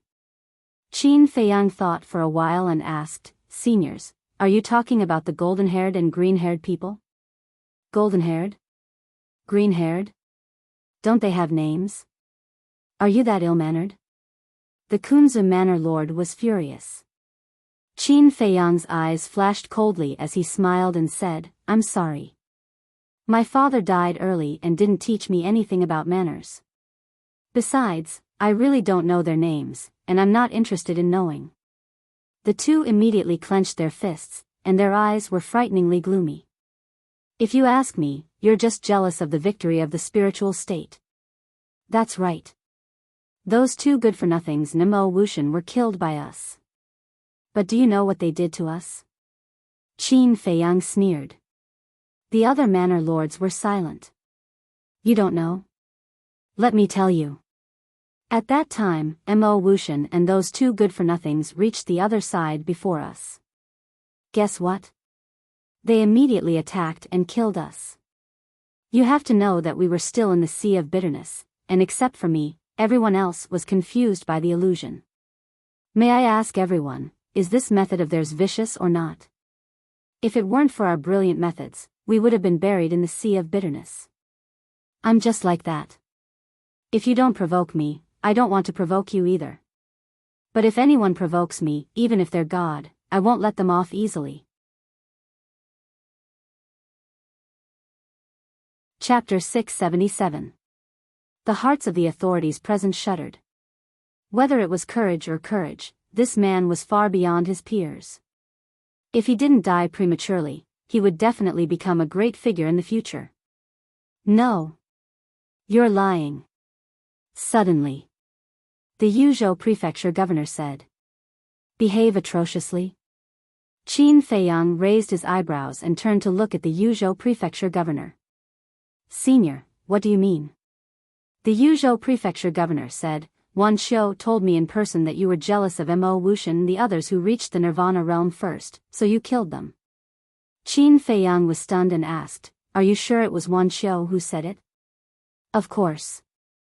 Don't tell me that I'm going to start a rumor and create trouble. The Yuzhou prefecture governor said angrily. Qin Feiyang immediately looked at Lu Xingqian with a cold light in his eyes. If it weren't for Lu Xingqian who interceded for Wan Xiu would have been dead. How could he have the chance to sow discord? Lu Xingqian also frowned and looked quite angry. Seeing that Qin Feiyang didn't say anything, the Yuzhou prefecture governor sneered. Are you speechless because your lie has been exposed? What a joke. Although I, Qin Feiyang, am not a good person, I have always been upright. Whereas this Wan Qiu is narrow-minded and two-faced. You actually still believe his nonsense, truly laughable to the extreme. Qin Feiyang was so angry that he laughed. What did you say? The Yuzhou prefecture governor's eyes darkened. What? Did I touch your sore spot? It seems that the people of Yuzhou are really like Wan Xiu, including you. Qin Feiyang sneered. How dare you? The Yuzhou prefecture governor was furious. He roared and pounced on Qin Feiyang. But at this time, the Fengzhou prefecture lord stepped forward and stood in front of Qin Feiyang, blocking the pressure of the Yuzhou prefecture lord. What are you doing? The Tranquil State prefecture master asked angrily. My apologies. Unlike you, I didn't come here to make trouble for Qin Feiyang. Feng State's chief said with a smile. Then what are you doing here? The governor of Yuzhou province frowned. The governor of Yun State and the others looked at the governor of Feng State in confusion. Me. The governor of Feng State narrowed his eyes and said, I'm here to settle accounts with Yunzhou, Kunzu, and Changzhou. What do you mean? The chiefs of Yun State, Kun State, and Chang State could not help but frown. And me. At this moment, the Yu State prefecture lord also stood out and looked at the Yun State prefecture lord and the other two with hostility. Qin Feiyang smiled and said, There are still good people in this world. Lu Xingqian said, That's right. Compared to some shameless old fogies, these two seniors are more worthy of respect. Stop flattering me. We won't fall for your tricks. Hearing their words, the Feng State Prefecture Lord and the Yu State Prefecture Lord could not help but roll their eyes. Then, the Feng State Prefecture Lord looked at the three of them and said in a deep voice, "As far as I know, the truth is as Qin Feiyang said. Wan Xiu is lying." The Tranquil State Prefecture Lord said angrily, "Don't make irresponsible remarks." "I'm making irresponsible remarks? Let me tell you, when Wan Xiu and the other two killed Qin Feiyang, Zhao Yu and Luo Dan from Feng State were also there. And if it weren't for Qin Feiyang's help, they would have been buried in the sea of bitterness. You must give me an explanation for this matter today." The Feng State Prefecture Lord shouted. The Yu State Prefecture Lord said, "Ling Yu and Feng Ran from Yu State were also there." Everyone looked at the Tranquil State Prefecture Lord. Was Wan Xiu really lying? The old master said, "In my opinion, why don't we call Wan Xiu here and confront him face to face?" Qin Feiyang said lightly, "We should have called that trash here long ago. Then we wouldn't have to waste so much time." But before his voice died away, the Crane State Prefecture Lord said, "There's no need to confront him. I can prove that Wan Xiu is lying." Everyone looked at the Crane State Prefecture Lord again. The Crane State Prefecture Lord said, "What Tan Wu of Crane State reported to me is exactly the same as what Qin Feiyang said." The Tranquil State Prefecture Lord said angrily, "Then why didn't you say so earlier?" "I didn't want to say. That's because our He province's people were all killed by Qin Feiyang and them. But there was no other way. Before I left, Tan Wu begged me again and again, telling me to distinguish between public and private affairs." The Crane State Prefecture Lord sighed. He really couldn't figure out what Qin Feiyang did to make Tan Wu defend him like this. Distinguish between public and private affairs. Hearing the Crane State Prefecture Lord's words, the Kong State Prefecture Lord couldn't help but feel ashamed. "Fine. I'll also distinguish between public and private affairs for once. What Feng Wuxia and Xuanning told me when they came back is the same as what Qin Feiyang said." The Kong State Prefecture Lord said. Obviously, he didn't want to tell the truth. "Damn bastard, how dare you lie to me? See how I'll deal with you when I get back." The Tranquil State Prefecture Lord was furious. "Now do you see Wan Xiu's character clearly? Of course, I also understand that I can't blame you for this matter. Because, it's not that you're too stupid, it's because Wan Xiu is too cunning." Qin Feiyang chuckled. Hearing Qin Feiyang's words, the Tranquil State Prefecture Lord's face eased a lot. There was even a hint of a smile. He thought that although this kid was arrogant, he still respected him and knew to give him a way out. But when he heard the last sentence, his old face suddenly turned green and red. This was a disguised insult to him. This little bastard was simply going too far. But now, he was in the wrong. What could he do? If the old man wasn't here, he could still teach Qin Feiyang a lesson. But now, the old man was watching from the side and wouldn't give him the chance. He looked at Qin Feiyang gloomily and said coldly, "I hope you can always be so lucky." How could Qin Feiyang not hear such sarcasm? But he didn't take it to heart at all. He cupped his hands and said with a smile, "Thank you for your kind words, Senior." Humph. The Tranquil State Prefecture Lord snorted coldly, opened a portal, and walked in without looking back. He didn't have the face to continue staying in this place. After that, the Prefecture Lords of Kuan Prefecture and Changzhou also opened the portal reluctantly and left one after another. But the Prefecture Lords of He Prefecture, Kong Prefecture, Feng Prefecture, and Yu Prefecture didn't leave. Qin Feiyang looked at the Prefecture Lords of He Prefecture and Kong Prefecture and cupped his hands. "First of all, I would like to thank the two seniors for helping me out.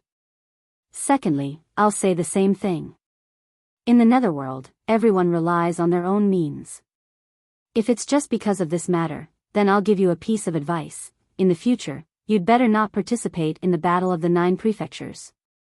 Because at that time, there will still be people who will die. The implication was that one should be able to afford to lose. If one couldn't afford to lose, then don't gamble. If one couldn't afford to lose, then one had to gamble.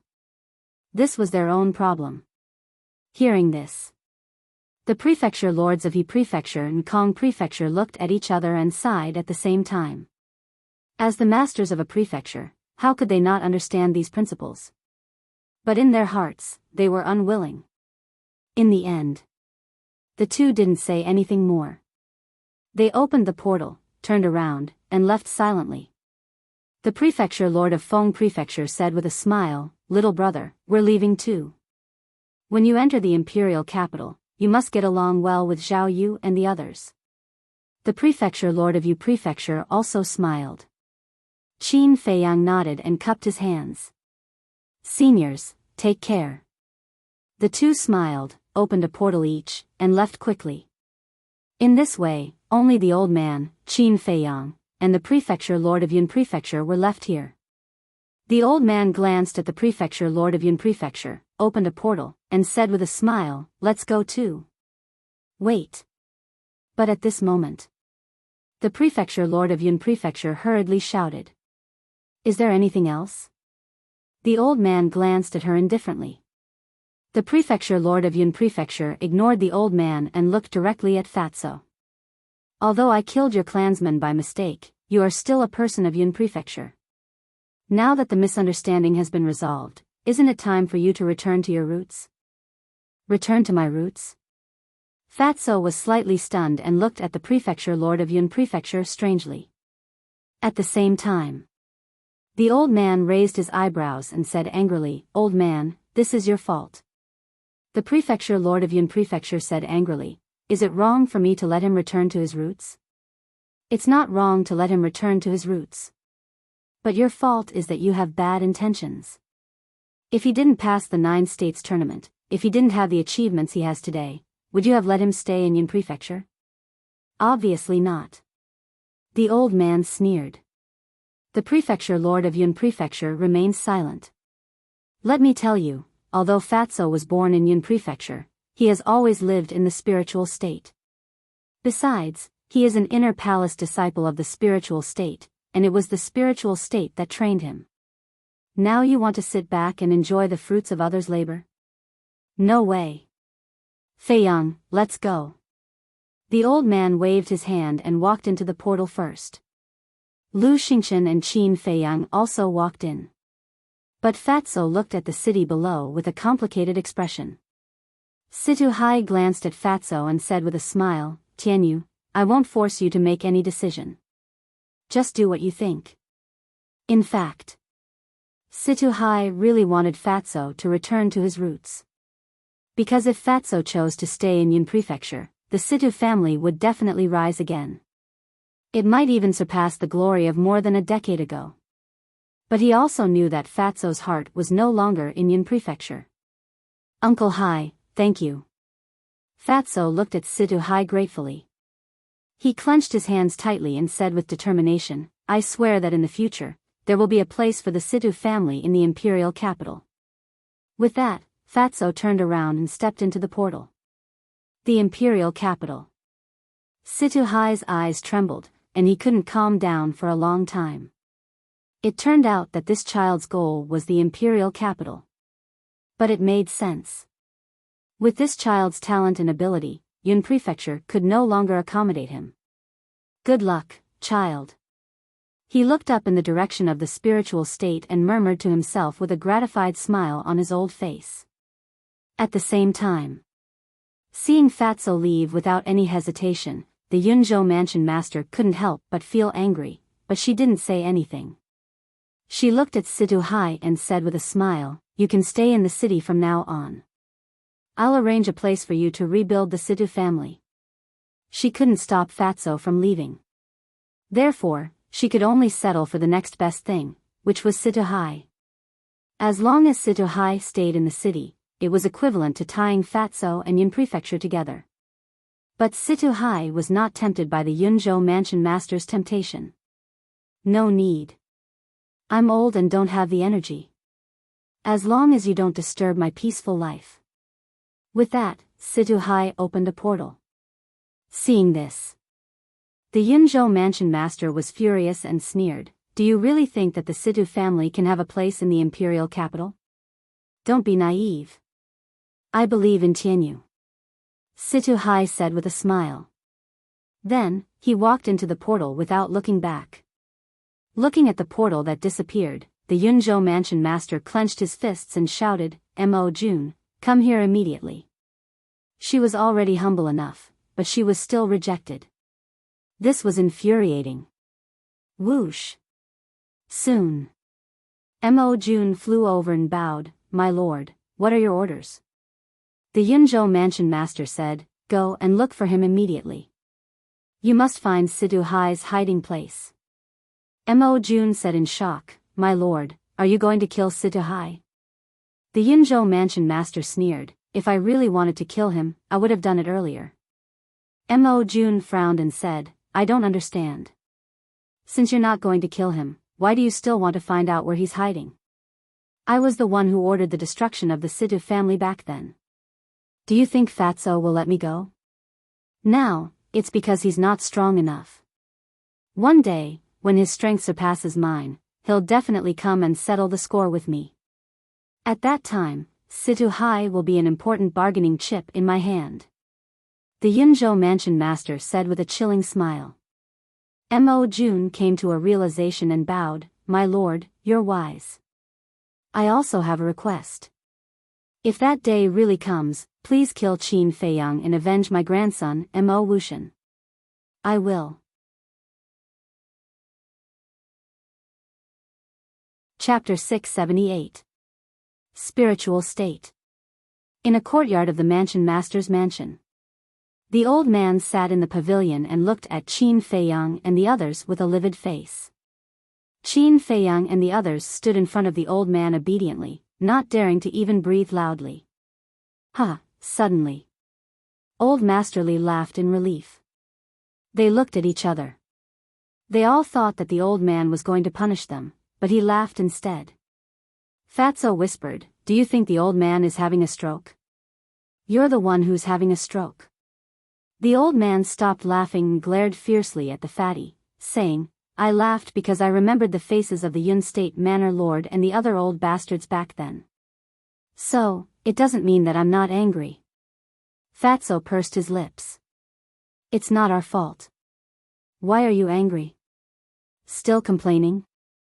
This matter is indeed not your fault, but before you go to Yunzhou, shouldn't you inform me first? Do you know how worried I was when I heard that you were causing trouble in Yunzhou? The old man said angrily. They scratched their heads and laughed awkwardly. But fortunately, you're smart enough to get the evidence first.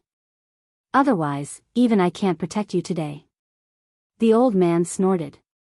Fatso said proudly, Of course, we never do things that we're not sure of. Forget it. The old man rolled his eyes at him and said, This matter is over, so this old man won't pursue it anymore. However, this old man hopes that you won't cause any more trouble for me before we enter the imperial capital. Yes. The few of them stood up straight and replied respectfully. Looking at their serious faces, the old man couldn't help but shake his head and laugh. He looked at Fatso and said, Do you still want to kill the Yunzhou mansion master? Fatso nodded without hesitation. I won't persuade you because she deserves it. But you have to act according to your strength. After all, she's not simple. The old man reminded. Fatso said, I understand. It's good that you know. The old man smiled and waved his hand, You can go now. The previous mansion lord has already gone to the imperial capital to report the situation of the Great War of the 9 states to the emperor. I estimate that she will come and take you to the imperial capital in a few days. Do what you need to do, don't leave behind any regrets. All right. Qin Feiyang and the others nodded. But just as they turned around, the old man said, Qin Feiyang, wait a moment before you leave. This old man has a few words to say to you. Qin Feiyang was stunned. He nodded and said to Fatso and Wolf King, You guys go to Uncle Yan's place. I'll find you later. All right. Fatso nodded. He immediately opened the portal and left with Wolf King. Lu Xingchen also returned to the inner hall. Qin Feiyang turned to look at the old man and said with a smile, "Don't tell me you want me to take good care of my sister again?" The old man rolled his eyes and sighed, "This old man only has one granddaughter. I really can't rest assured. And this old man can't trust the others. I can only rely on you." Qin Feiyang smiled faintly and said, "Don't worry, I will take good care of her. With your words, this old man can rest assured. One more thing. Can you tell me the whereabouts of your Uncle Ren now?" The old man looked at him nervously. Qin Feiyang hesitated. After a moment, he said with a smile, "He is in the canyon below the ruins." "What?" The old man suddenly stood up, his eyes full of shock. "Don't worry, he will be fine. As for why he is there, I promised him that I won't tell anyone, including you." Qin Feiyang said. "A person must keep his word. This old man understands. Actually, this old man doesn't really care about the reason. I just want to know that he is safe." The old man said with a smile. Qin Feiyang was stunned. He smiled bitterly and said, "You are really indifferent." The old man shook his head and said, "It can't be helped. I am old, and there are many things that I can't do. Go about your business." Qin Feiyang looked at the old man deeply. He turned around and opened a portal. Just as he was about to walk in, he suddenly thought of something and turned to the old man and asked, "After you retire, do you plan to let Wang Hong take over the position of mansion master?" "Yes. His ability is the strongest among all the commanders. Most importantly, he is just like this old man. He has a just and fair heart. This old man has already asked the previous mansion master to recommend him to the emperor." The old man said with a smile. Qin Feiyang nodded and didn't stay any longer. He turned around and stepped into the portal. After arriving at the sacred hall, he drank with Yan Nanshan until evening. Only then did Qin Feiyang leave with Fatso and Wolf King. Following that, they went to visit Lu Yun and chatted until late into the night. When they returned to the inner hall, most of the inner hall disciples had gone to cultivate. There was dead silence everywhere. In the sky, the full moon hung high in the sky and the stars twinkled. Under the moonlight, the entire inner hall seemed to be covered in a layer of silver. 2 men and 1 wolf stood above the pill fire hall and scanned the mountains and rivers below. Fatso asked, "Boss, do you remember how long we have been in the state capital?" "I've been too busy. I can't remember." Qin Feiyang shook his head. "That's right. I've been so busy that I can't even remember the time. It's obvious how much we have experienced here. To be honest, we are about to leave. I really can't bear to leave." Fatso sighed. "How pretentious." Wolf King rolled his eyes. "It's not pretentious. It's emotional. Because once we leave, we don't know when we will return." It was rare that Fatso didn't bicker with Wolf King. His brows were filled with sadness. "Then stay here and take a good look. Give me the herbs. I'll refine the pills." Qin Feiyang said with a faint smile. "The herbs are with Lu Hong." Fatso responded and asked with a voice transmission, "Boss, aren't you going to visit the mermaid princess?" Qin Feiyang's body stiffened. Fatso said, "It's been so many years. I'm sure she misses you. Even I can't see any hope. How can I give her hope?" Qin Feiyang laughed self-deprecatingly. He shook off Fatso's hand and stepped into the air without looking back. The Wolf King glanced at Qin Feiyang's back and said angrily, "I say, you damn fatty, why do you have to bring it up? Did Fat Lord say something wrong? Boss actually likes the mermaid princess very much." Fatso snorted through his nose. "You're right. Little Qin Zi does have feelings for the mermaid princess. But you also know that he doesn't dare to face this feeling now. So, don't mention this again in the future. When he finishes all his grudges in the capital, he will naturally go to her. Wolf King said. Got it. Fatso nodded. After pondering for a while, he said, I guess the biggest problem for boss now is E. That's right. This little girl is indeed a headache. Wolf King sighed. If it's up to Fat Lord, just accept them all. Anyway, boss is the future emperor of the great Qin Empire. It's normal for him to have many wives and concubines. Fatso said. Wolf King rolled his eyes at him and said, love is not as simple as you say. Let nature take its course. It's really troublesome. Tell me, why do we have to be in love? Fatso wondered. Damn, I'm not human. How would I know? Wolf King cursed angrily. Suddenly, he stared at a place below and said in surprise, isn't that Lu Xingchen and Shinmei? Fatso was stunned and hurriedly asked, where? Where? Wolf King pointed to the square outside the cultivation hall and said, there. Fatso hurriedly looked over and found Lu Xingchen and Shinmei at the edge of the square. Why are the two of them stuck together? And in the middle of the night? It's not normal, Fatso thought for a while and said with a smile, do you want to go take a look? Of course. Wolf King smiled sinisterly. Then, one man and one wolf stealthily sneaked in that direction. Pill Fire Hall. Pill Refining Room 1. This was originally Dongfang Wuhan's pill refining room, but now that he was dead, it naturally fell to Qin Feiyang. After wandering around the pill refining room a few times, Qin Feiyang entered the castle and looked at Lu Hong with a smile. Have you sorted out the herbs you swept in the Butterfly Valley? Yes. Lu Hong nodded. Qin Feiyang asked with a smile, what's the result? I've collected 2 portions of 9-turn dragon blood pills. Now, I'm only missing 2 portions of dragon blood. I've also collected 3 portions of spirit sea pills. There are 4 portions of essence soul pills. There are also a lot of herbs for potential pills, 9 Chu yellow dragon pills, and red fire colored glass pills. In short, it's not bad. Lu Hong said with a smile. Qin Feiyang was overjoyed. This was not just not bad, it was a great harvest. I've also divided the herbs Yin Yuanming gave us. According to the 3070. For the 3,000 portions of red fire-colored glass pills, we should have 900 portions. For the 500 portions of potential pills, we should have 150 portions. For the rest of the pills, we should have 30,000 portions each.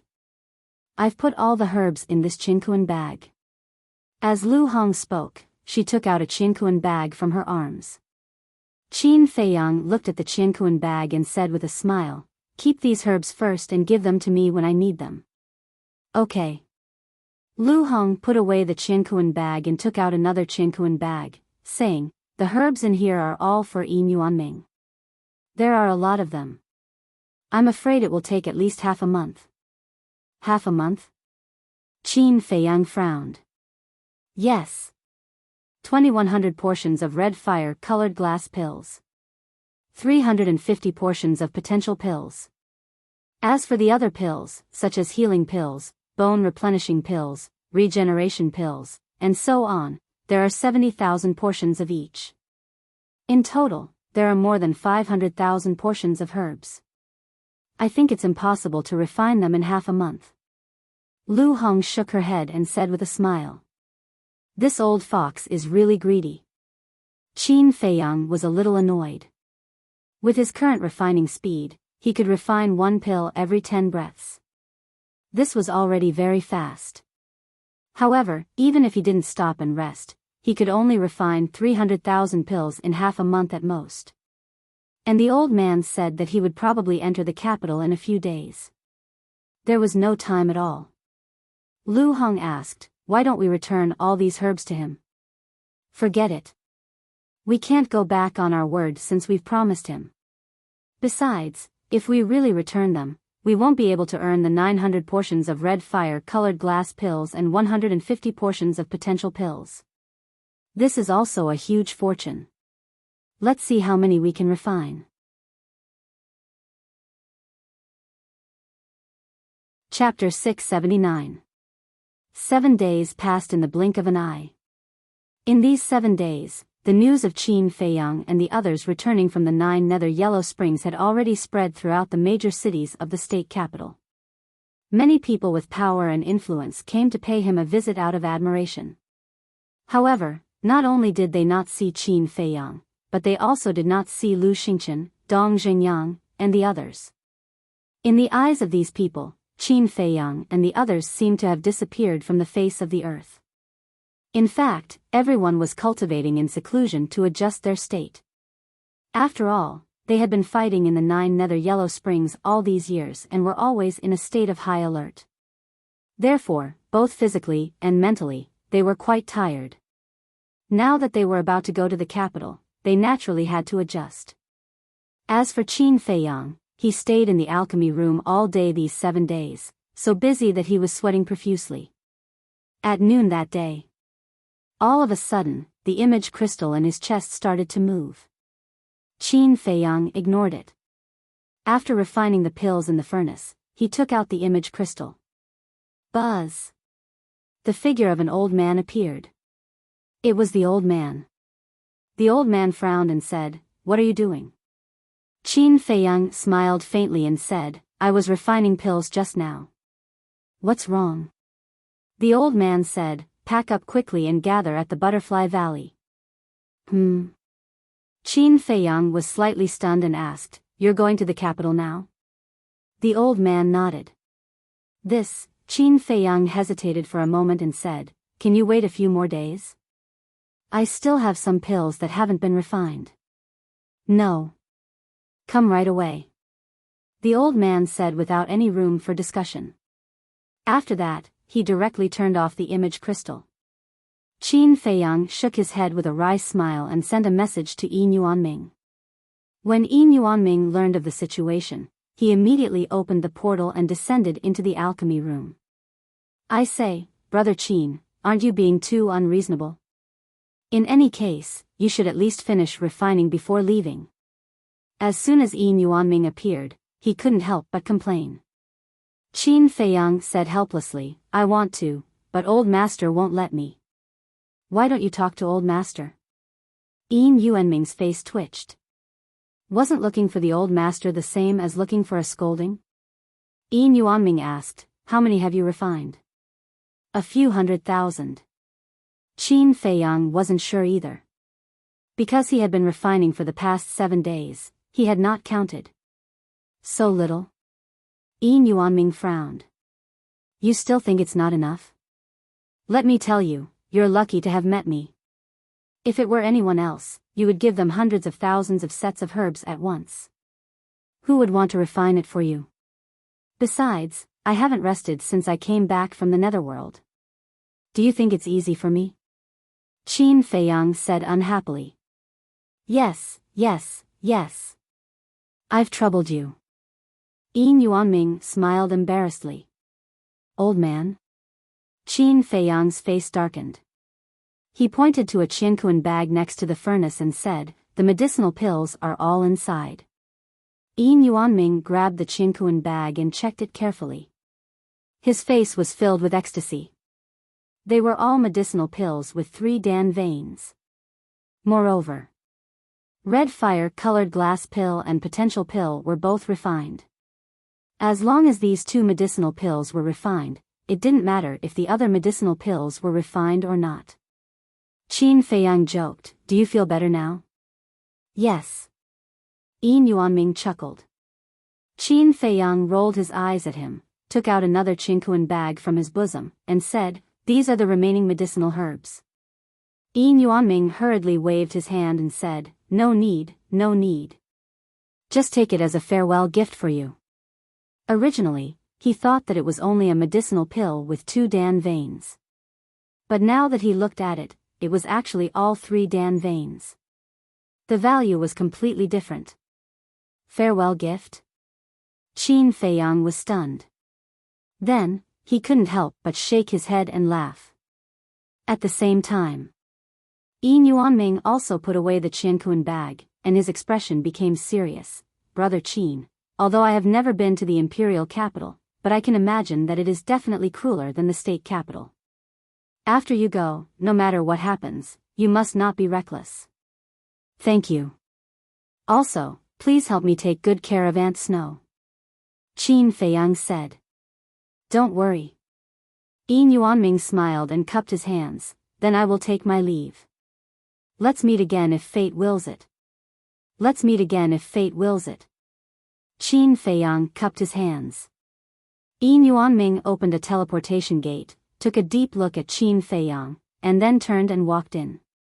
When the teleportation gate dissipated, Qin Feiyang took out the image crystal again and sent a message to Fatso and Wolf King.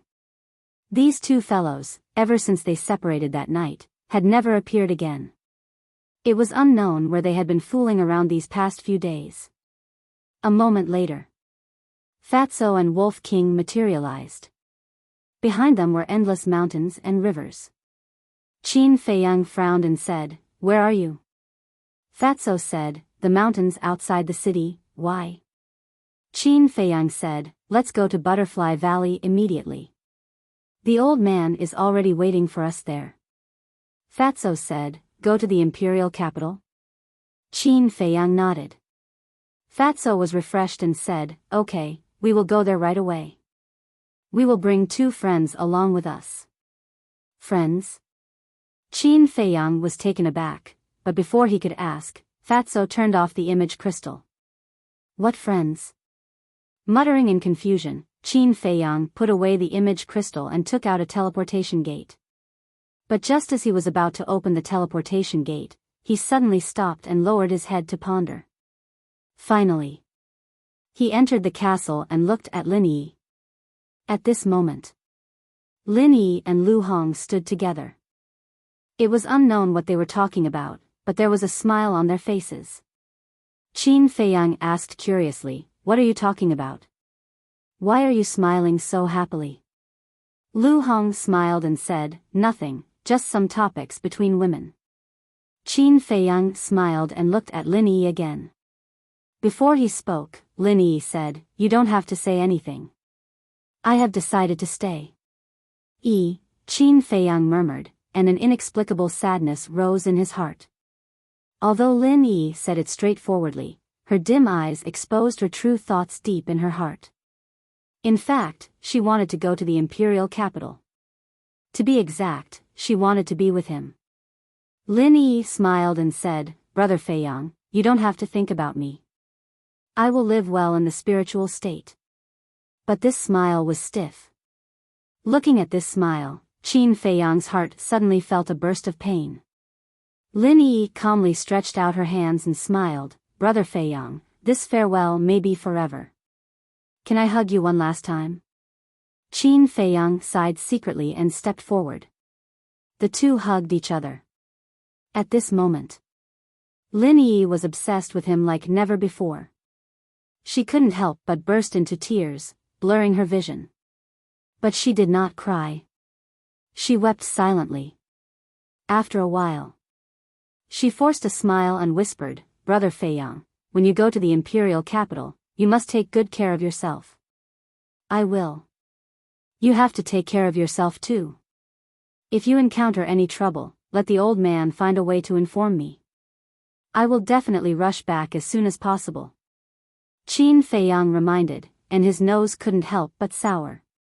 "Lin Yi nodded, quietly wiped away her tears, got up, pushed Qin Feiyang away, and smiled, "Don't let the old man wait for a long time. Send me out." Sigh. Qin Feiyang sighed again and appeared in the alchemy room with Lin Yi. Immediately, Lin Yi took a few steps back and looked at Qin Feiyang silently. Qin Feiyang waved his hand, and the portal opened. It was at this moment he suddenly felt that he was simply a bastard. He should feel lucky to have a woman who likes him so much. He should cherish her. But yet, time and time again, he had made the other party cry. He couldn't wait to slap himself a few times. "I really don't know how lucky I am." Lin Yi smiled and said, "What are you thinking about? Why aren't you going? If the old man gets angry, the consequences will be very serious. Qin Feiyang's mind trembled, and he suddenly made a decision. He turned to look at Lin Yi and said, "If I can survive in the imperial capital, I will definitely come back to find you." After saying that, he turned around resolutely and walked into the portal. At the same time, Lin Yi also smiled. Like a blooming flower, she was particularly beautiful. Butterfly Valley. Ren Wuxuang, Lu Xingchen, Dong Zhengyang, and Shen Mei were all present. Fatso and Wolf King also came. Only Qin Feiyang had not arrived yet. The old man, the former mansion master, and Wang Hong stood together, frowning tightly. They seemed very unhappy. Swish. Suddenly, there was a shock in the void, and a white figure appeared out of thin air. Fatso hurriedly said, "Boss is here." The old man looked up, and his old face suddenly became angry. He said, "I asked you to come immediately. What are you waiting for?" The ugly old woman followed and said, "I asked you to go to the imperial capital, but you are still so slow. You might as well not go." Qin Feiyang's face changed. He hurriedly admitted his mistake and said, "I'm sorry. I was delayed by something." The old man rolled his eyes at him and looked at everyone. "Since everyone is here, I will announce one thing." "What is it?" Everyone was puzzled. The old man said, "Wang Hong has now been officially appointed as the mansion master of the spiritual state. Remember to call him mansion master in the future. Don't call him commander anymore." "Sure enough," Qin Feiyang murmured. Dong Zhengyang and the others looked a little shocked. Especially Ren Wuxuang. She glanced at Wang Hong, then looked at the old man, and asked, "Grandpa, what about you?" The old man smiled and said, "Grandpa is old. It's time to put down the burden. I will stay here in the future and guard this altar." But Ren Wuxuang still wanted to say something. The old man waved his hand and said, "Don't say it. This is the rule. After going to the imperial capital, remember to work hard. Don't embarrass Grandpa." Ren Wuxuang nodded. "Then let's go. I hope you can all make a name for yourself in the imperial capital." The old man smiled. Before leaving, everyone was a little sad. Dong Zhengyang bowed and said, "Old man, thank you for your nurturing over the years. No matter where I go in the future, I will never forget that I am a member of the spiritual state." Lu Xingchen and Shen Mei also nodded. The old man smiled and said, "I am satisfied that you all have this heart. Go. Old man, take care. Grandpa, take care." Then, they turned around and followed behind the ugly old woman as they walked towards the small wooden building. But at this moment, Wang Hong sent a voice transmission, "Qin Feiyang, what do you think of the matter I told you last time?" Chapter 680. Who? Wang Hong was taken aback and asked secretly. Qin Feiyang said, "Lin Yi. She is now in alchemy room number 1 in the inner hall. I will have to trouble you to take care of her for me in the future." "Okay. Thank you," Wang Hong said gratefully in secret. "With our relationship, it's too polite to thank me. Let's go. Take care." Qin Feiyang responded with a smile, then took Fatso and Wolf King, turned around, and chased after Lu Xingchen and others. Looking at the back of the group of people, the old master sighed, "Our spiritual state finally has someone going to the capital. It's not easy." "Yeah." Wang Hong nodded and smiled again, "I believe this will be a good start." "Yes. In the future, our spiritual state will definitely have many talents. By the way, you and Qin Feiyang were flirting with each other just now. Did you say something secretly?" the old master asked. Wang Hong shook his head and smiled, "It's nothing. I just told him to keep a low profile in the capital." "Really?" The old master looked at him suspiciously. "Do you think I will lie to you?" Wang Hong smiled bitterly. "That's true. According to his character, if no one restrains him, I don't know what kind of trouble he will cause in the capital. But this kid is not an ordinary person. Let's not worry about him. The old master smiled. Wang Hong nodded. Swish. At this moment, a middle-aged man descended in front of the old master and Wang Hong. Jiang Qianqing. Wang Hong was taken aback and puzzled. What are you doing here? Jiang Qianqing smiled. I'm here to say goodbye to you too. Goodbye? The old master and Wang Hong looked at each other and looked at Jiang Qianqing suspiciously. I only appeared to protect one person, and this person has now entered the capital. Naturally, I don't need to continue to stay in the spiritual state. Jiang Qianqing smiled faintly. Protect who? The old master was surprised. It doesn't matter who it is. What matters is that he has returned to the capital. Jiang Qianqing smiled faintly and said nothing more. He opened a portal and left without looking back. What's the situation? The two elders looked at each other. They had always thought that Jiang Qianqing was a rogue cultivator, but they never expected that he had come with a purpose. Meanwhile, outside the gates of the temple, a golden-haired woman was walking on a wide street. This woman looked to be in her 20s, and she wore a light golden dress. She had a devastatingly beautiful face and a devilish figure. Her skin was like white jade, suffused with a sparkling luster. Her soft golden curly hair was like a wave that slowly drifted behind her. Wow! Where did this beauty come from? Amazing! She's simply a goddess. When the disciples of the temple saw this woman, they could not help but stop and take a few more glances. Very soon, the woman walked to the bottom of the stone stairs in front of the sacred hall's gate. Immediately, a young man in white ran up to her and said with a smile, "Miss, are you here to sign up? I can show you the way." "No, thank you." The blonde woman replied politely. The young man in white was puzzled. "If you're not here to sign up, then why are you here?" The blonde woman pondered for a while and said, "I want to find someone." "Who? A man or a woman?" The young man in white asked. "A man." The blonde woman said. "Damn, that bastard's luck is so good.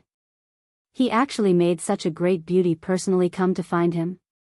The young man in white was indignant. The other men around were also jealous. At this moment, the blonde woman asked, "Do you know Qin Feiyang?" "What? She's here to find Qin Feiyang?" Everyone present was greatly shaken. The uneasiness and jealousy in their hearts disappeared. The young man in white asked carefully, "May I ask, what's your relationship with senior brother Qin?" The blonde woman hesitated and said with a smile, "We're friends." Everyone's heart trembled. Even if they were just friends, they did not dare to touch them. Back then, Zheng Chuan and Wang Fei had touched Lu Hong. In the end, they were tortured to death by ruffian wolf here. That was a lesson in blood. The young man in white's eyes immediately became respectful and said with a flattering smile, "Miss, senior brother Qin was indeed in the sacred palace before, but now he has entered the inner hall." "Inner hall?" The blonde woman was startled and asked doubtfully, "Where is the inner hall?" The young man in white shook his head and said, "I don't know either, because only by becoming a disciple of the sacred palace and breaking through to the War Emperor realm will one be qualified to go to the inner hall." A trace of disappointment crept into the golden-haired woman's alluring eyes. "What are you all doing here? Don't you have anything to do?" At this moment, a cold shout sounded. A middle-aged man in black stood in the sky. His aura was like a vast ocean, unfathomable. "Greetings, Elder Yen." Upon seeing this person, the disciples present all bowed and greeted him. That's right. This person was Yen Nanshan. Do you all think that you're very strong now and don't need to cultivate? If that's the case, then all of you should get out of the sacred palace. Because the sacred palace doesn't need people like you who don't want to improve. Yen Nanshan shouted with a cold face. No. We'll go and cultivate now. The group of disciples' faces changed drastically and they immediately dispersed. Miss, Elder Yen and Senior Brother Qin have a good relationship, you can ask him for help. The young man in white whispered to the blonde woman and immediately fled in fear. Because Qin Feiyang and the others' departure was not announced to the public, other than the various big shots, the other people in the continent's capital did not know that Qin Feiyang had left. They thought that he was still in the inner hall. After the disciples left, Yan Nanshan lowered his head and looked at the blonde woman with a trace of surprise in his eyes. This little girl didn't look very old, but she was already a one-star war emperor. Cough. He coughed and said with a serious face, Miss, this is the sacred palace, outsiders are not allowed to enter. If you're here to register, then pass the first test. If not, please leave immediately. After saying that, he turned around and left. Senior, wait. The blonde woman hurriedly said. What's the matter? Yan Nanshan stopped and lowered his head to look at the blonde woman. The blonde woman cupped her fists and said, would like to ask Senior to bring me to see Qin Feiyang. Yan Nanshan was stunned and landed in front of the woman. He frowned and said, who are you to Feiyang? I'm his friend. The blonde woman said. Friend? Yan Nanshan looked at the blonde woman. He was not the same as the group of disciples just now. He had seen countless people and he could tell that the woman was not telling the truth from her tone. Yan Nanshan said with a straight face, leave. Why? The woman suddenly became anxious. Because you're not honest. Yan Nanshan said and pretended to turn around and leave. Senior, I said, actually, I missed him too much, that's why I came to find him. The woman stammered. Her cheeks were already flushed red by the time she finished speaking. Yan Nanshan was stunned. What kind of relationship was that? This brat sure hit it well. Yan Nanshan cursed in his heart and said with a smile, young lady, you're late. Feiyang is already on his way to the capital. The blonde woman's face turned pale. Yan Nanshan said, if you have anything to say, you can tell me first. I'll pass it on to him when I have the chance. The woman said, can't I meet him personally? Yan Nanshan shook his head. No, unless you go to the capital too. But that's impossible. The woman said anxiously, then what do I have to do to enter the capital? Yan Nanshan said, become an inner palace disciple and pass the Great Nine States competition. However, there are still 10 years until the next Great Nine States competition. 10 years. The blonde woman's face turned paler and she murmured, why didn't he come to see me when he left the spiritual state? Was it really my wishful thinking? The woman turned around and left with a look of disappointment. However, she stopped after taking 2 steps and lowered her head as if she was struggling with something. Suddenly, she turned around and looked at Yan Nanshan with a determined look in her eyes. Senior, I want to enter the inner palace. Yan Nanshan looked at her deeply and smiled. What's your name? The blonde woman thought for a moment and said, Senior, just call me you, Okay, follow me. Yan Nanshan nodded and turned to walk up the stone stairs that led to the entrance of the palace. Whoosh! The woman took a deep breath and followed him resolutely. In the passage leading to the teleportation altar, Qin Feiyang and the others were moving as fast as lightning. Suddenly, Qin Feiyang felt a sharp pain in his heart. He immediately stopped and touched his chest. His eyes were filled with bewilderment. This pain came from the concentric knot. At this moment, he could clearly sense the mermaid princess's current emotions. There was disappointment, sadness, and helplessness. He did not understand why the mermaid princess would suddenly have such emotions. Fatso noticed Qin Feiyang's strange behavior and asked suspiciously, Boss, what's wrong? Qin Feiyang did not answer, his eyes flickering. No. I have to go to the Sea of Despair to take a look. He was worried. He was afraid that something would happen to the mermaid princess. But just as he turned around, those strange emotions disappeared again. What's going on? Qin Feiyang was confused.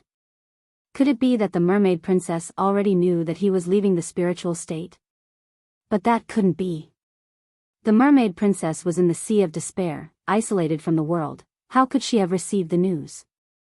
At this moment, the ugly old woman said angrily, Qin Feiyang, tell me, what are you trying to do? If you don't want to go, just say it. I'm sorry. Qin Feiyang quickly turned around and apologized. Don't waste time, let's go. The ugly old woman glanced at him coldly, then turned around and continued to rush forward. Lu Xingchen and the others glanced at Qin Feiyang suspiciously. Then, they immediately unleashed their fastest speed and followed after him.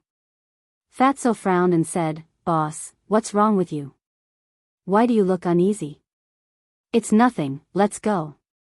Qin Feiyang smiled and chased after Lu Xingchen and the others. Although he didn't know why, from the emotions transmitted by the concentric knot, the mermaid princess's life was not in danger. As long as her life was not in danger, he could leave with peace of mind. Strange. Fatso and Wolf King looked at each other and quickly chased after him. Soon.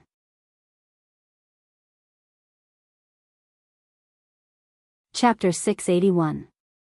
Looking at the altar in front of them, everyone was extremely excited. Including the ugly old woman. Because once they stepped on the altar, it was equivalent to staying in the imperial capital forever. This was a matter that would bring glory to their ancestors. But, in the depths of Qin Feiyang's eyes, there was an astonishing cold light. It had been more than 10 years. He had been looking forward to this day for more than 10 years. Now that he had finally reached this final step, his heart was unable to calm down. And the past hidden in the bottom of his heart also uncontrollably surfaced in his mind. His heart felt as if it was being cut by a knife. Fatso was standing beside Qin Feiyang. He quickly noticed Qin Feiyang's abnormality and quickly reminded him secretly, Boss, calm down, don't be rash. I know. Qin Feiyang transmitted his voice. Although his heart was filled with anger, it was not to the extent of losing his mind. Buzz. At the same time, the ugly old woman activated her battle chi and continuously poured it into the teleportation altar. Looking at the awakening altar, Qin Feiyang took a deep breath and secretly said, Where have you two been fooling around these past few days? Outside the city, didn't I tell you? Seeing Qin Feiyang calm down, Fatso and Wolf King also secretly heaved a sigh of relief. They were afraid that Qin Feiyang would not be able to hold back and directly barge into the imperial palace as soon as he entered the imperial capital. At that time, they were afraid that they would lose their lives before even seeing the emperor. Qin Feiyang frowned, I'm asking you, what are you doing outside the city? Fatso laughed, it's nothing, just fooling around in the mountains with the lion-head eagle and the blood eagle. Lion-head eagle, blood eagle? Qin Feiyang was slightly stunned and asked, the two little friends you mentioned are them? That's right. Who else do you think it is? Fatso and Wolf King nodded. Qin Feiyang looked around, then looked at Ren Wuxuang and asked suspiciously, then where are they now? Why don't I see them? We're here. How is it? Isn't it a huge surprise? Before he finished speaking, Lion-head eagle and Shuang came out from Ren Wuxuang's bosom and laughed mischievously at Qin Feiyang. Qin Feiyang looked at them and was speechless. What kind of surprise was this?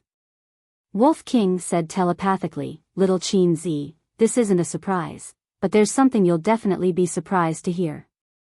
What is it? Qin Feiyang was suspicious. Wolf King snickered, Lu Xingchen and Shen Mei are together again. What? Qin Feiyang was dumbfounded.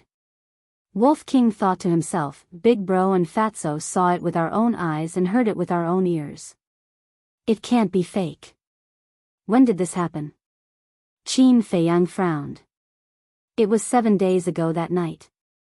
However, now it's just Lu Xingchen who is pursuing Shen Mei unilaterally. Shen Mei hasn't agreed yet. Wolf King said. Qin Feiyang glanced at Lu Xingchen and Shen Mei's backs and said telepathically, I don't think Shen Mei will agree. After all, Lu Xingchen once hurt her. Not necessarily. That night, we saw with our own eyes that he knelt in front of Shen Mei and begged her to forgive him. And now Lu Xingchen is very good at dealing with women. I guess Shen Mei will return to his arms soon. Fatso sneered. He actually knelt? Qin Feiyang was dumbfounded. After all, now Lu Xingchen was a person with strong self-esteem.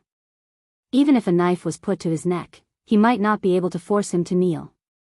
Could it be that this person really liked Shen Mei? Of course. If this person really liked Shen Mei, it could be considered a good thing. But he was afraid that Lu Xingchen would want to use her to do some shady business. After all, this was a person with a criminal record. It seemed that he had to find time to talk to Ren Wushuang about this matter and let her remind Shen Mei to avoid another tragedy. At this time, with a low buzzing sound, the transmission altar was completely activated. Let's go. The ugly old woman called out and took the lead to jump onto the transmission altar. Lu Xingchen and the others followed closely behind. Qin Feiyang also temporarily put aside the matter of Shen Mei and Lu Xingchen and jumped onto the altar. Fatso and Wolf King also rushed up. Immediately, the group of figures quickly faded. In the end, as if evaporating into thin air, they disappeared without a trace. The light of the transmission altar also quickly dimmed. The capital. In a sealed space. This space was more than 1,000 feet long. 9 blood-red altars were neatly arranged on the ground, exuding an ancient and mysterious aura. Next to the 9 altars, there was a black stone tablet with different words engraved on it. Lingzhou, Fengzhou, Hezhou, Yuzhou, and so on. At this moment, a group of people gathered next to these altars. Most of them were familiar faces to Qin Feiyang. There was Wan Xiu. There was Tan Wu. There was Zhao Yu, Ling Yu, Feng Ranran, Luo Dan. There was also Feng Wuxia and the twin sisters. But they didn't say anything. They lowered their heads and thought about their own matters. Next to them, there were 5 old men. These 5 people didn't say anything. They all closed their eyes as if they were recuperating from their injuries. The aura they exuded was unfathomable. Suddenly, Wan Xiu raised his head and glanced at the crowd. He said impatiently, "How long do we have to wait? When everyone is here, someone will naturally come to pick us up." One of the old men said calmly. He didn't open his eyes when he spoke. "Everyone is here except for the Lingzhou. They're really dawdling." Wan Xiu snorted. Zhao Yu snorted. "It's not like we're in a hurry to reincarnate." "What are you in a hurry for?" Wan Xiu raised his eyebrows and looked at Zhao Yu. "Did I say anything about you? Why are you talking so much nonsense?" "Whoever talks the most nonsense knows best." Zhao Yu smiled disdainfully. A cold glint flashed across Wan Xiu's eyes. Buzz. At this moment, one of the altars shone brightly. Following that, figures appeared one after another. It was Qin Feiyang and the others. The group jumped off the altar one after another. The ugly old woman looked at the 5 old men and cupped her hands with a smile. "Sorry to have kept you waiting." The 5 of them finally opened their eyes, and rays of light burst out. One of the old men glanced at Qin Feiyang and the others, then looked at the ugly old woman and said unhappily, "Why do you people from the Lingzhou always take so long to do things? Something came up at the last minute." "Sorry." The ugly old woman smiled apologetically and didn't forget to glare at Qin Feiyang. She was obviously blaming him. Qin Feiyang smiled embarrassedly and looked at the 5 old men. His pupils shrank slightly. The aura of these 5 people was almost on par with the ugly old woman. Obviously, they were the previous masters of Hezhou, Yuzhou, Fengzhou, Yuzhou, and Kongzhou. The 5 old men were also sizing up Qin Feiyang, as if they wanted to see through him.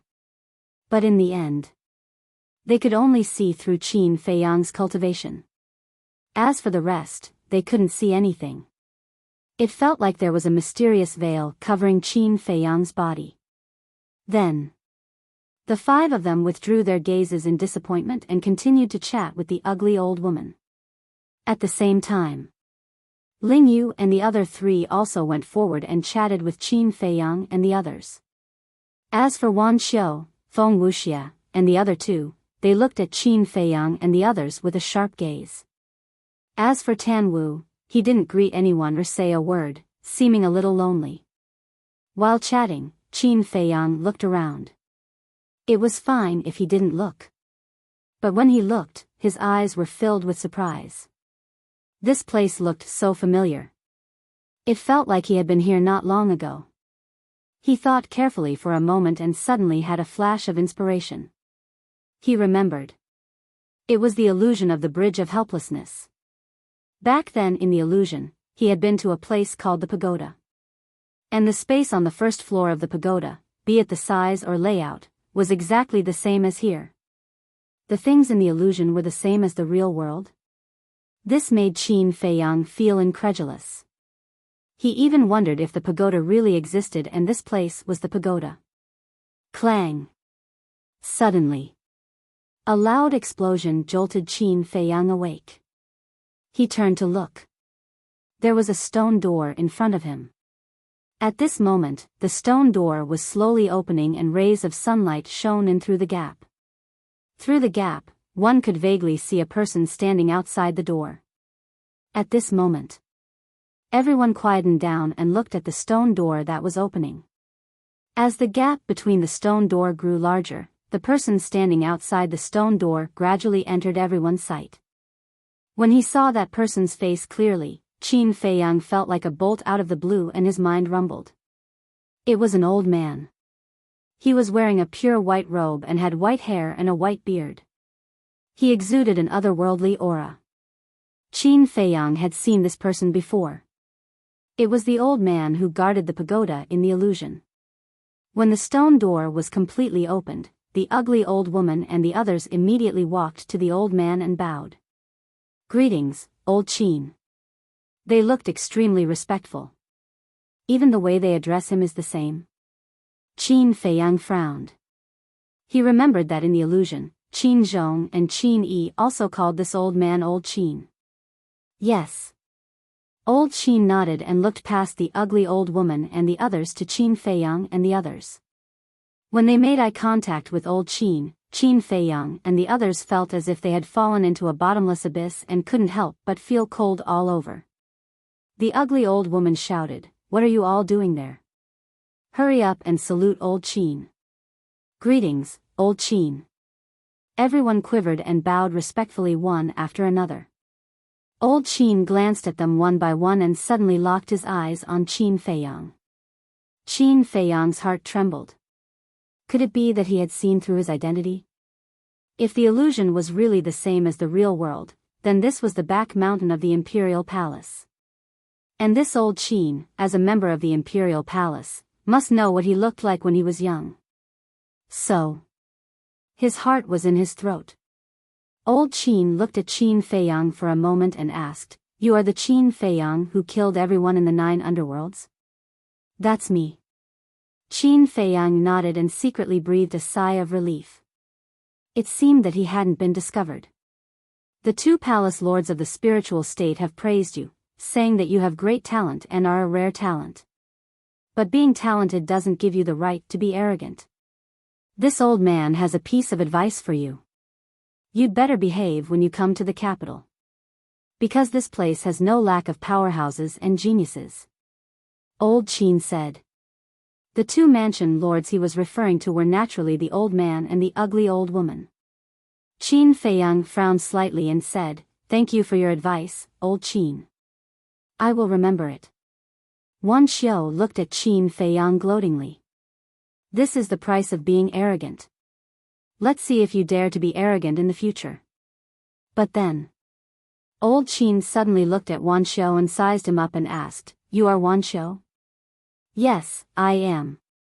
Wan Xiu hurriedly replied respectfully. Old Qin said, "Do you feel good seeing Qin Feiyang being taught a lesson?" Wan Xiu's expression froze and he quickly shook his head. "I don't." "You better not."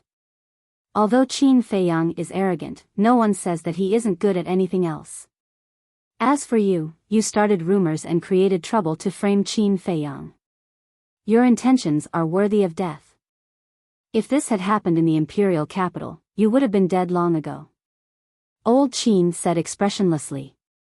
Hearing this, Wan Xiu was so scared that he broke out in a cold sweat. He nodded repeatedly and said, "Old Qin is right. I promise that I won't do it again. This time." On the other hand, Qin Feiyang and the others looked at him gloatingly.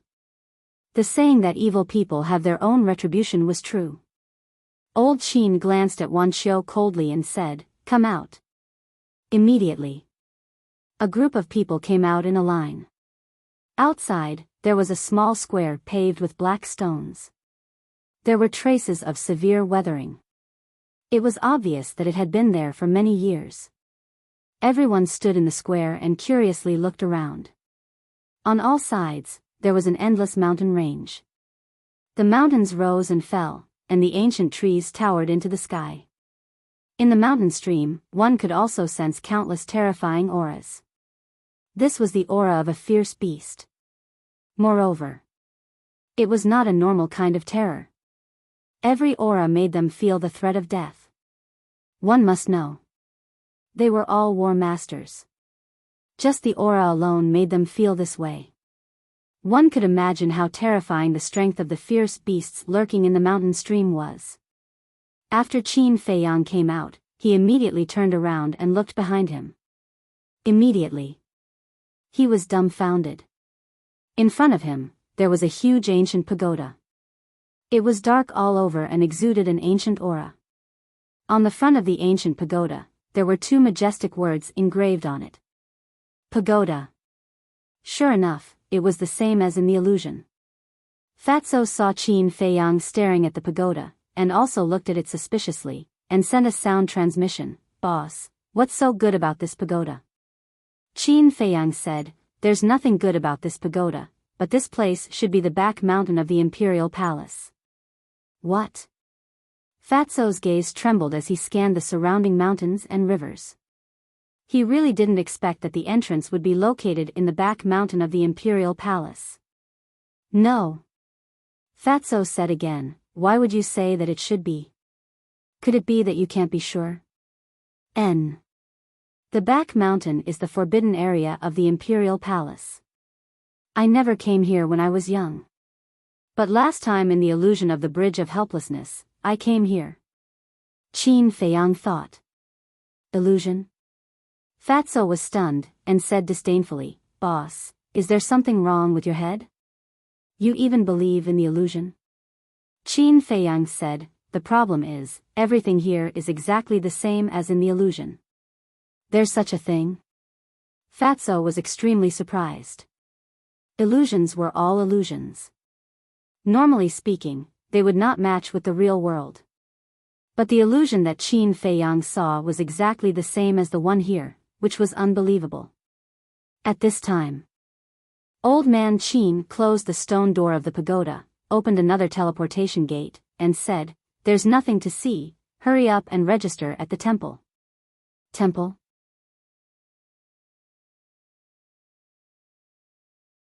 Chapter 682.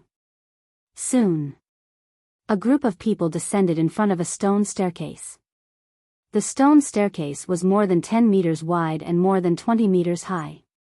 There were about 50 to 60 steps, and it was filled with an ancient aura.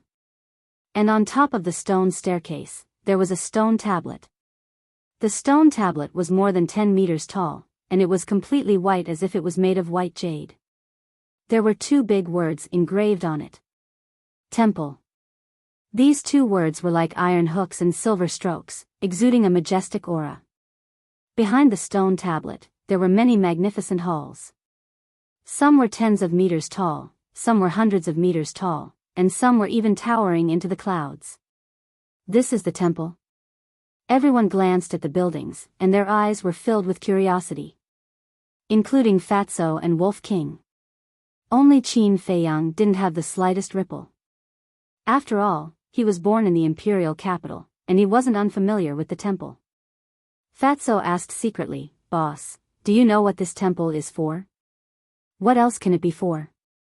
"It's nothing more than the same as the temple, cultivating talents to serve the great Qin Empire." Qin Feiyang transmitted his voice, and there was a trace of disdain in his tone. "I see." Fatso muttered, and said again, "Then is the temple also divided into the martial arts hall and the Dan hall?" "Definitely." Qin Feiyang nodded. "Then is there a spiritual power restriction?" Fatso asked.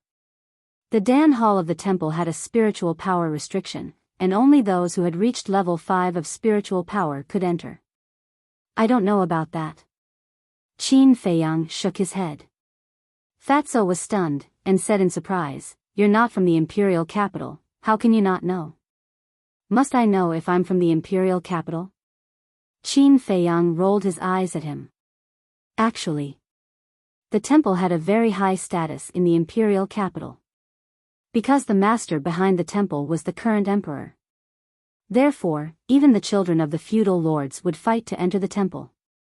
Even the princes of the imperial palace would enter the temple.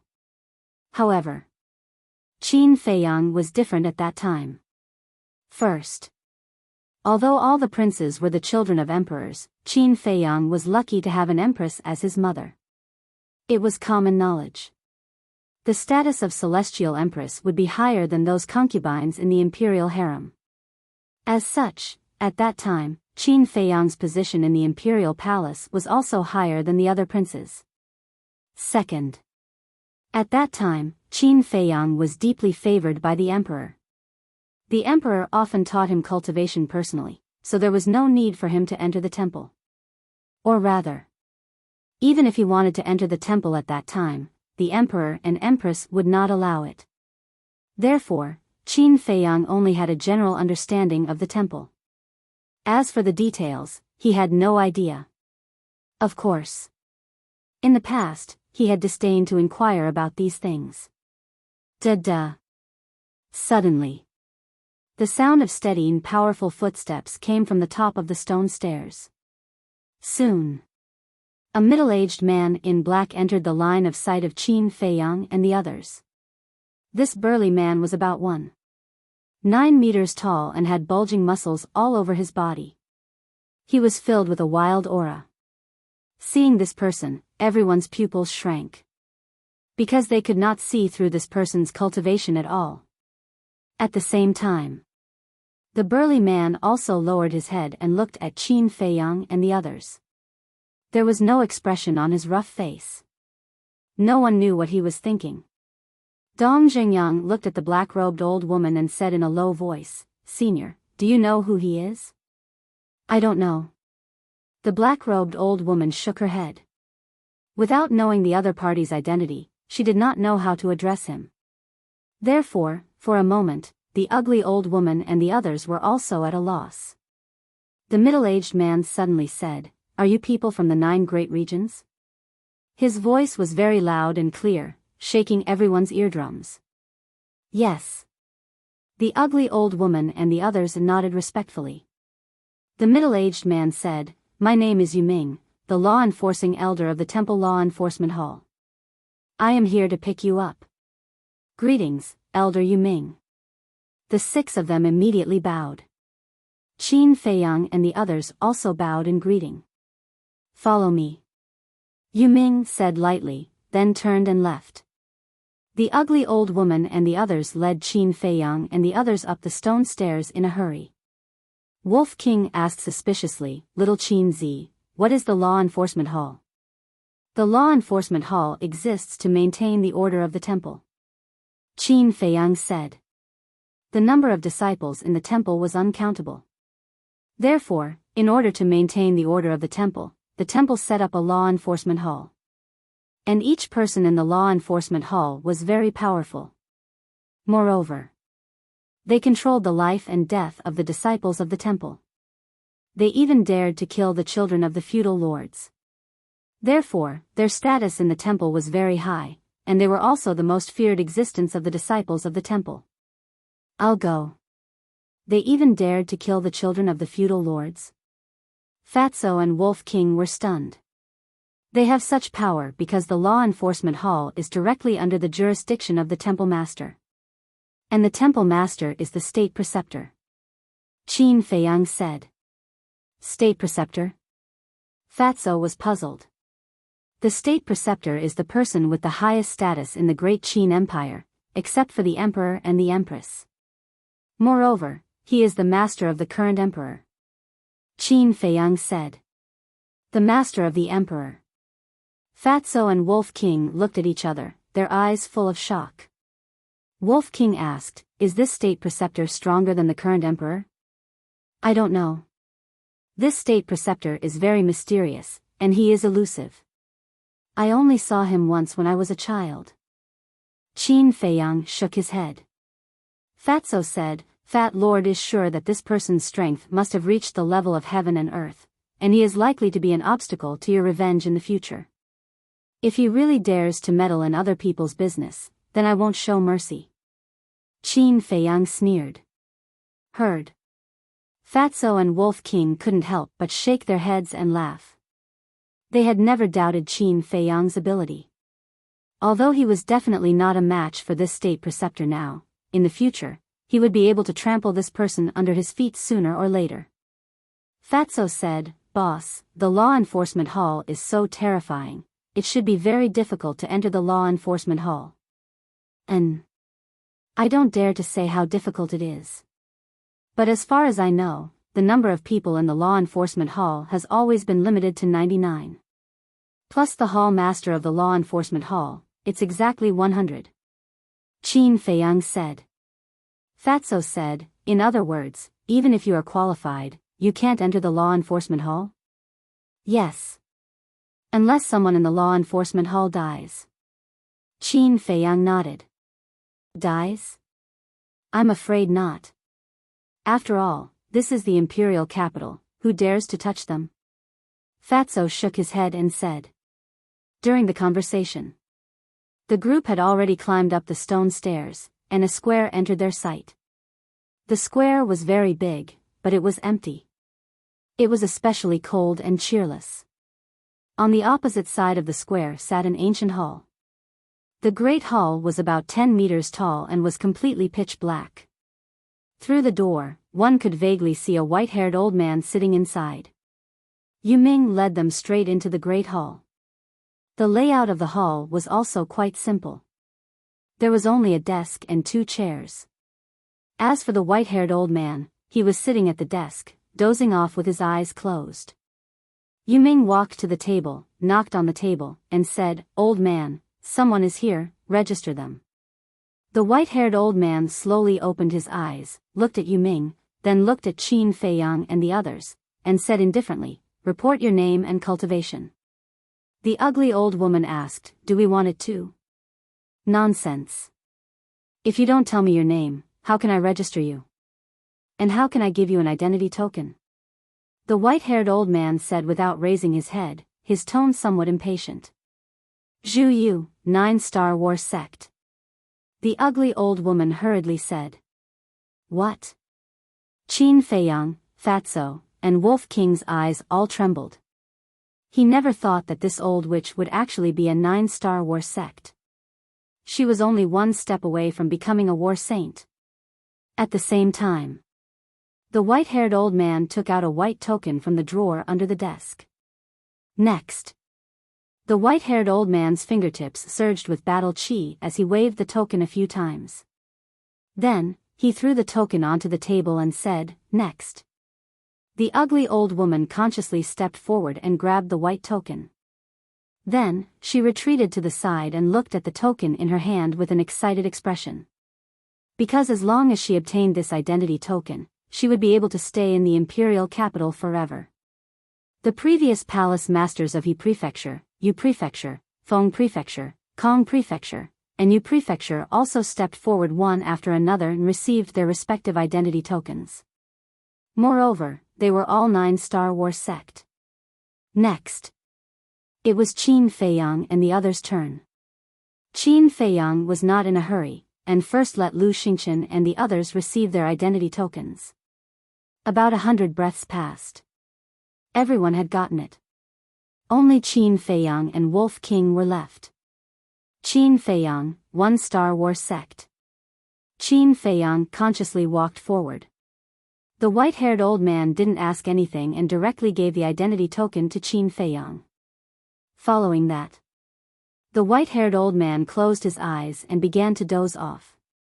Wolf King frowned and asked, "Where is brother's identity token?" "There are no berserk beasts." The white-haired old man replied indifferently. Wolf King said angrily, "Damn, you are looking down on us berserk beasts." Shwa. The white-haired old man suddenly opened his eyes, and two cold rays of light shot out. At this moment, not only Wolf King, even Qin Feiyang and the others felt as if they had fallen into hell. They couldn't help but feel goosebumps all over their bodies. Even the ugly old woman and the others were the same. But very quickly, the white-haired old man closed his eyes again. Qin Feiyang immediately glared at Wolf King fiercely, and said angrily in his heart, "This is not the sacred palace, behave yourself." "Got it." The Wolf King pursed its lips, feeling a lingering fear. The old man in front of him looked very ordinary. There was no aura on his body, but it was obvious that he had hidden his cultivation. Yu Ming also looked at Wolf King meaningfully and asked, "Are there any alchemists among you?" The ugly old woman nodded and said, "Yes, Qin Feiyang is." Then next, alchemists, report to the Dan Hall. Martial artists, report to the Martial Arts Hall. Remember, in the sacred palace, disciples are strictly prohibited from fighting in private. Otherwise, regardless of right or wrong, they will be punished. Yu Ming said. "Disciple will remember." Everyone replied respectfully. "Best remember." Yu Ming glanced at the few of them and said, his tone carrying a hint of warning. "Finished." With a wave of his hand, he took the ugly old woman and the others and disappeared without a trace. They left just like that? Qin Feiyang and the others looked at each other in dismay.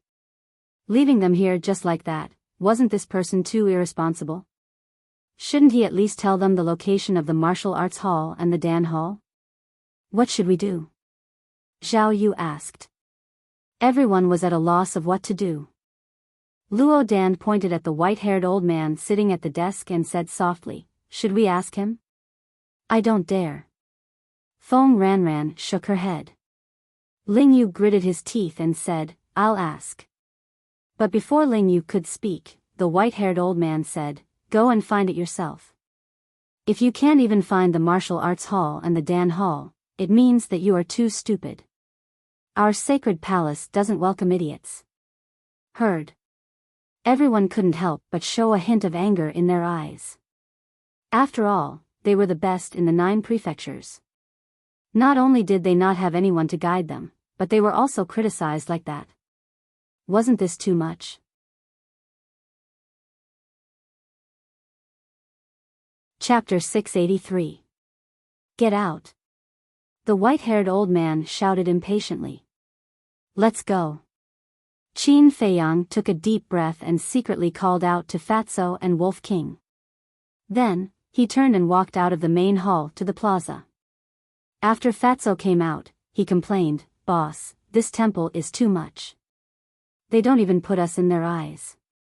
That's the reality. No matter how outstanding you are in the 9 prefectures, you're just an insignificant character in the imperial capital. If you want to gain the respect of others, prove it with your actions. Qin Feiyang transmitted his voice. Fatso pursed his lips and said, "Anyway, this imperial capital gave Fat Lord a bad impression." Wolf King said, "I also hate this place a little." Qin Feiyang rolled his eyes and said indifferently, "I told you not to come, but you insisted. Since you're here, just bear with it." At this moment, Lu Xingchen and the others also walked out of the main hall. Ling Yu sighed and said, "I didn't expect us, the geniuses of the 9 prefectures, to be reduced to such a state." The others also looked indignant. But what could they do? They had to lower their heads when they were under someone else's roof. After calming down, Wan Xiu, Feng Wuxia, and the twin sisters glanced at Qin Feiyang and the others and left first. Looking at the backs of the four people, Qin Feiyang frowned slightly. He felt that he had missed something. But he couldn't remember what he had missed. Lu Xingchen transmitted his voice and smiled, "Brother Qin, you should know the location of the martial arts hall and the pill hall, right?" "I don't know." Qin Feiyang shook his head. Lu Xingchen was stunned. As a prince of the great Qin Empire, how could he not know the layout of the temple? Qin Feiyang didn't explain. He turned to Tan Wu and said with a smile, "Brother Tan, we'll be brothers in the same sect in the future. Please take care of me." Tan Wu didn't answer and looked at him warily. Qin Feiyang couldn't help laughing. Shwa. At this moment, a figure flashed across the void above. Qin Feiyang looked up and flew up into the sky. He called out, "Senior Marshal Brother, please wait." Obviously, he was going to ask for directions. Lu Xingchen and the others looked at each other, then followed suit and flew into the air. In the meantime, the black figure stopped in the air and turned to look at Qin Feiyang and the others. It was a young man who looked to be about 25 or 26 years old. He was about 1.8 meters tall and wore a fitting black robe. His temperament was quite extraordinary. However, the aura this person exuded wasn't very strong. He was only a 2-star battle ancestor. However, there was a very eye-catching white symbol on his chest. The symbol was a small sword. When Qin Feiyang's group approached, the black-clothed youth glanced at the chest area of Qin Feiyang's group and asked, "Are you new here?" Qin Feiyang nodded.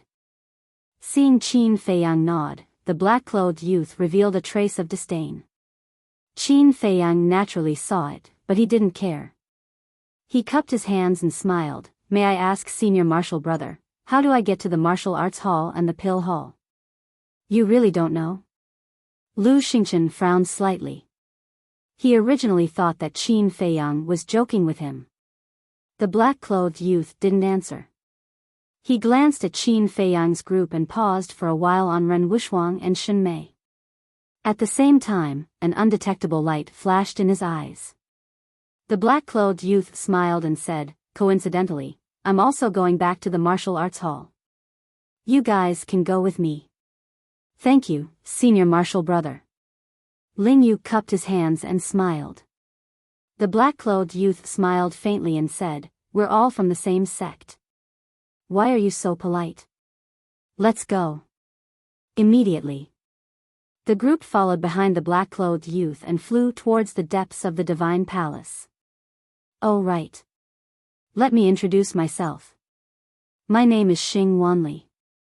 I'm also a disciple of the martial arts hall." The black-clothed youth smiled and said. Qin Feiyang said, "Qin Feiyang of the spiritual state." "Spiritual state?" Xing Wanli was stunned and asked in confusion, "Why haven't I heard of a place called the spiritual state in the imperial capital?" Qin Feiyang smiled faintly and said, "Not the imperial capital. It's one of the 9 states, the spiritual state. So it's that place." Xing Wanli suddenly realized and asked, "You guys are all from the 9 states?" Qin Feiyang nodded. This time, the disdain between Xing Wanli's brows became even stronger.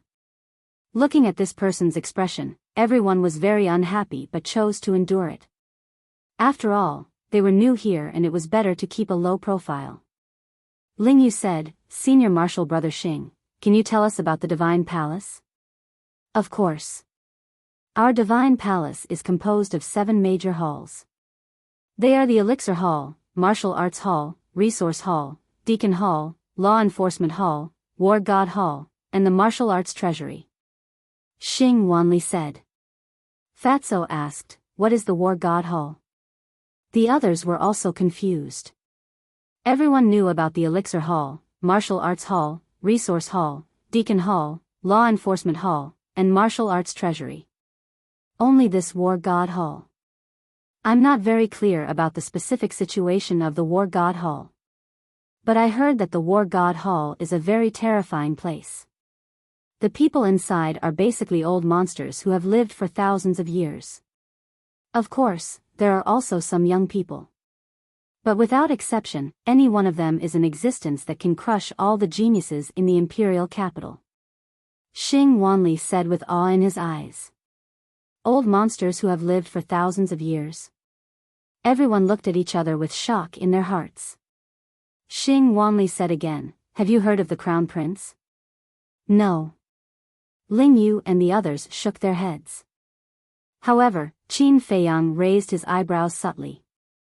I knew you guys haven't heard of him. Xing Wanli looked at Qin Feiyang and the others indifferently and said, the Crown Prince is the son of the current emperor and the Crown Prince of the Empire. But even so, he isn't qualified to enter the War God Hall. Everyone's heart trembled. Even the Crown Prince wasn't qualified to enter. What kind of existence was the War God Hall? Don't think so much. Because you guys will never be able to enter the War God Hall in your lifetime. Apart from these, our War God Hall has two very famous rankings. They are the Alchemy God ranking and the Martial God ranking. These two rankings only have 10 places. Those who can enter the rankings are the most outstanding geniuses among the disciples of our War God Hall. They are also the strongest among the disciples of our generation. So in the future, when you meet these people on the rankings, you better be honest. Of course. Maybe you won't see them in your lifetime.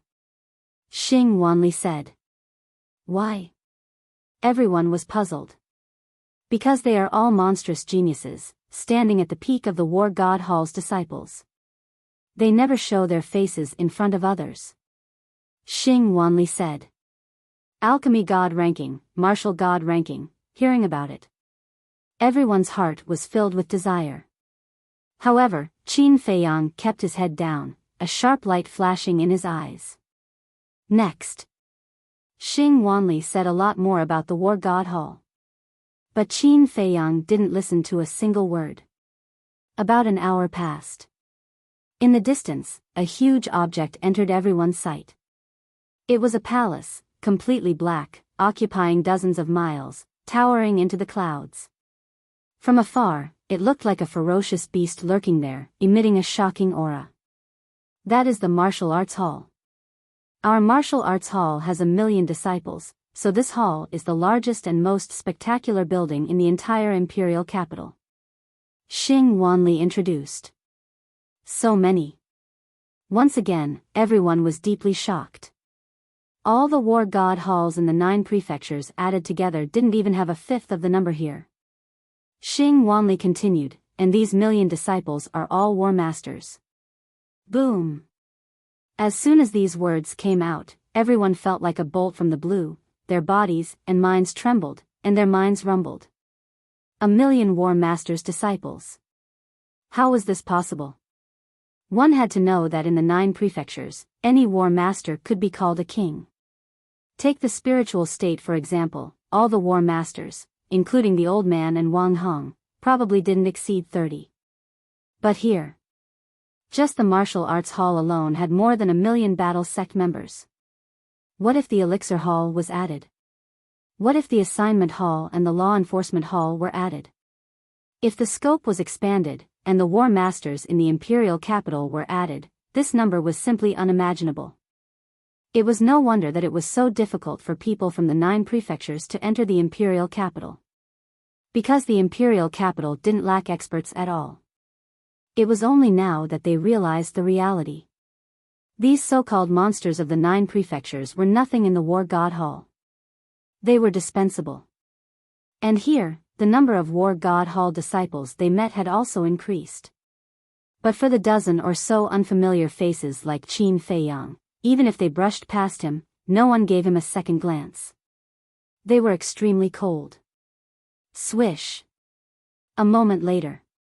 A group of people followed Xing Wanli and landed on the plaza in front of the Martial Arts Hall. There were even more people coming and going in the plaza, but they were all in a hurry, giving off a cold and unsociable feeling. Every disciple of the war god Hall wants to become an expert in the limelight, so we usually don't wander around outside. If we have time, we will cultivate. And those who come out basically have something to do. Xing Wanli said. Everyone nodded in realization. It seemed like the competition here wasn't ordinary. Xing Wanli said, let's go. I will bring you to report to the assignment elder.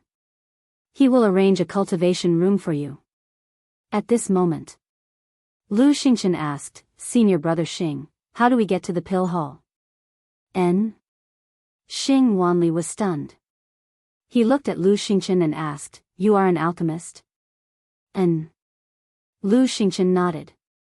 Xing Wanli was surprised, but he didn't have much reaction. He turned and pointed in the opposite direction and said, do you see that big hall? That is the pill hall. It is opposite our martial arts hall. Everyone looked over. There was a huge ancient pagoda in the distance. It was slightly smaller than the martial arts hall, but it was still as tall as the clouds. Xing Wanli said, the pill hall isn't far from here. You can go there yourself. All right. Lu Xingchen nodded. The rest of you, follow me. Xing Wanli waved his hand and walked towards the martial arts hall's entrance. Tan Wu looked at Qin Feiyang cautiously and followed closely. Ling Yu and the other three, Dong Zhengyang, Shen Mei, and Ren Wushuang looked at Qin Feiyang suspiciously. Why was this guy so absent-minded throughout the journey?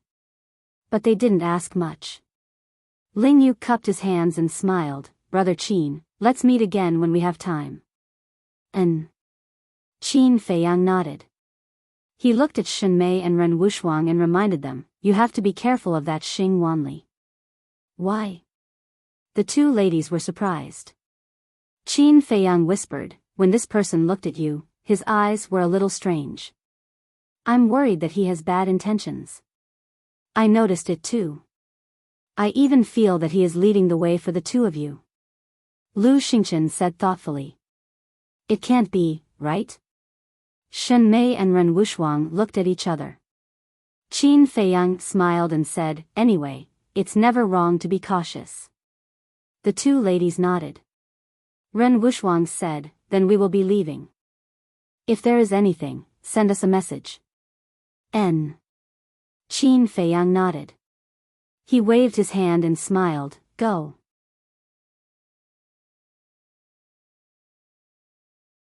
Chapter 684.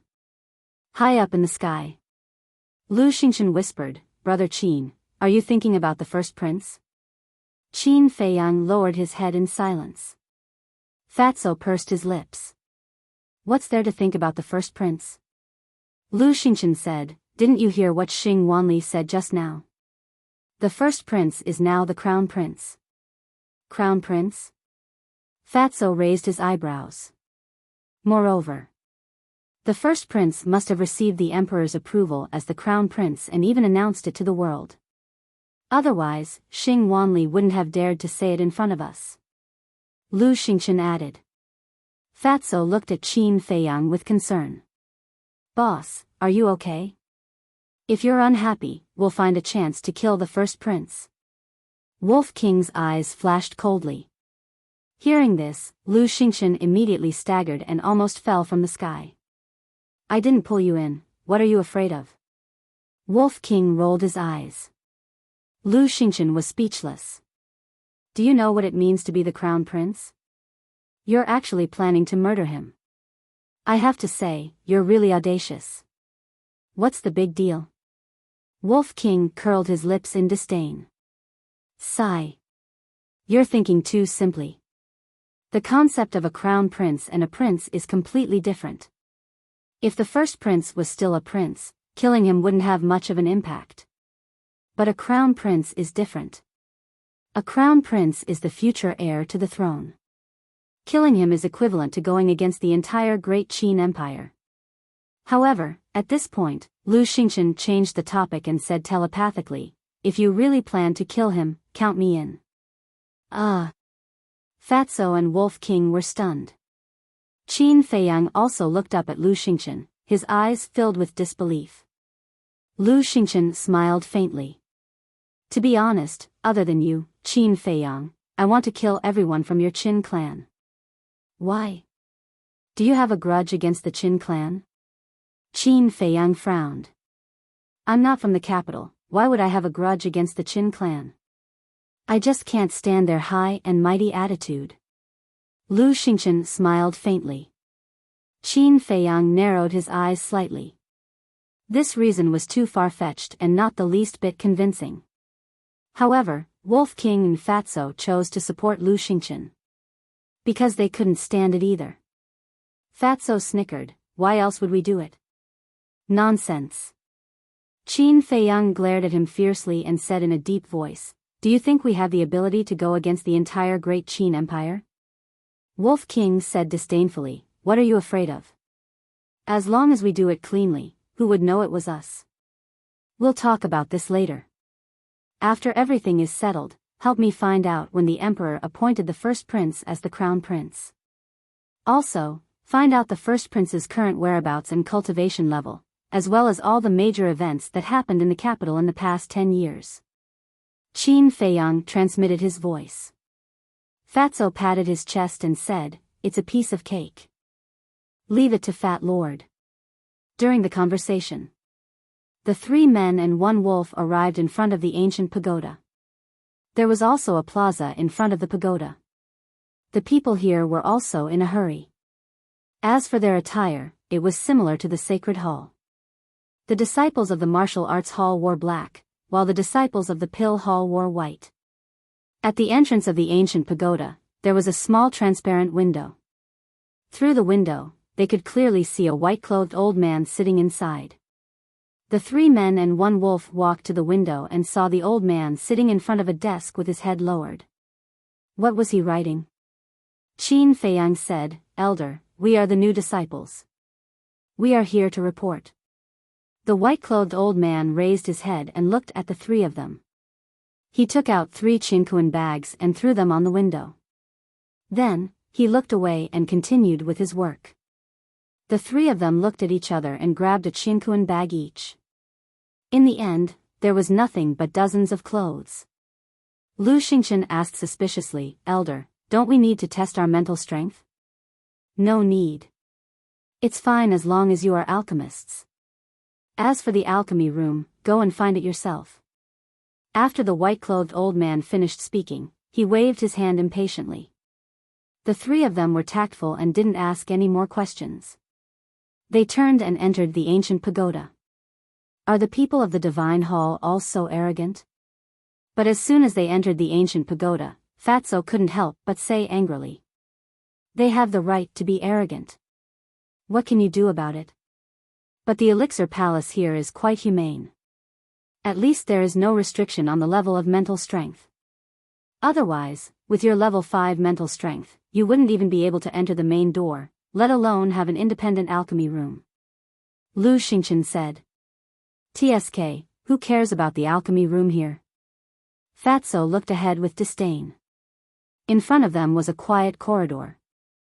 The corridor extended in all directions and led to the deepest part. On both sides of the corridor, there was a heavy stone door every 3 meters. Obviously, the alchemy room was behind these stone doors. Wolf King rolled his eyes and asked, Little Qin Zi, what grade do you think the alchemy fire here is?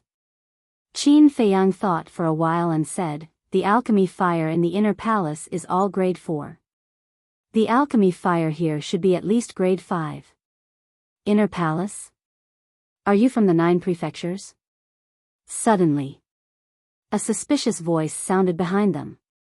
The 3 of them turned around and saw a young man in white walking in from the outside. This person was about 1.75 meters tall.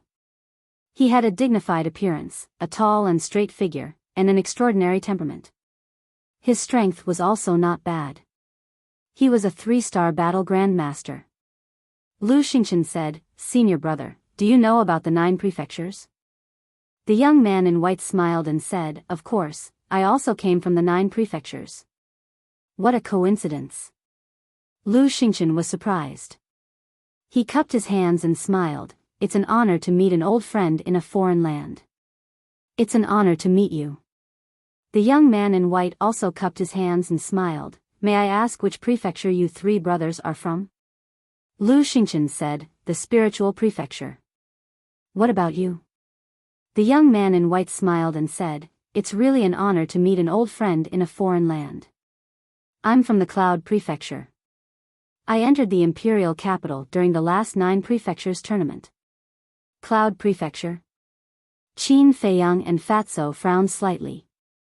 Although the spiritual prefecture and the Cloud Prefecture were the closest among the 9 prefectures, they didn't have a good impression of the Cloud Prefecture. Fatso said, may I know your name, senior brother? The young man in white said, Mo Dong. Your surname is Mo? Fatso's pupils constricted and he smiled. Then what's your relationship with the Mo family of the Cloud Prefecture? The young man in white smiled and said, you know about the Mo family too. I'm from the Mo family. What? Fatso was dumbfounded. There was someone from the Mo family in the imperial capital? Enemies were bound to meet on a narrow road. Fatso pondered for a moment and asked tentatively, what's your relationship with Mo Wuxian? Wuxian, he's my cousin. Actually, I came out this time to pick him up. Mo Dong said. Fatso asked suspiciously, you know that he passed the 9 prefectures tournament? I don't know. It's impossible to communicate between the imperial capital and the 9 prefectures through the image crystal. The teleportation gate can't teleport either. That's why I've never contacted him in the past 10 years in the imperial capital. However, before I entered the imperial capital, he told me that he would participate in the 9 prefectures tournament this time. And with his strength, I believe that he can win. So, I calculated the time and waited outside.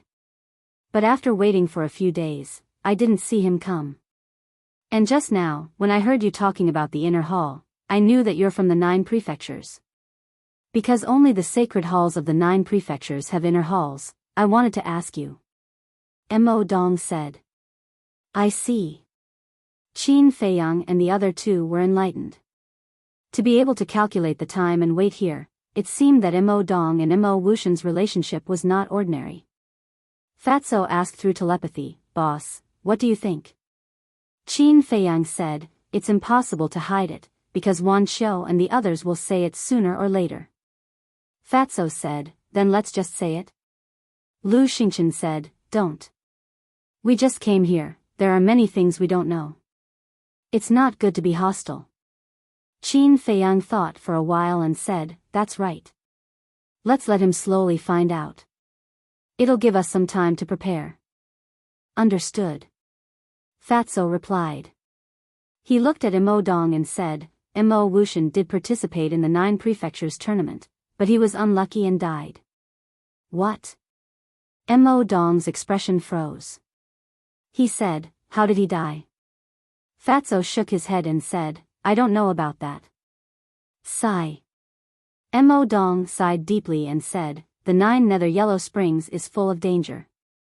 Death and injury are inevitable. But if I find out who killed him, I won't forgive him. The 3 of them were shocked. It seemed that they had to get rid of this person sooner or later. Mo Dong smiled and said, let's go. I'll bring you in and introduce the layout of the pill hall to you. Thank you. Fatso thanked him.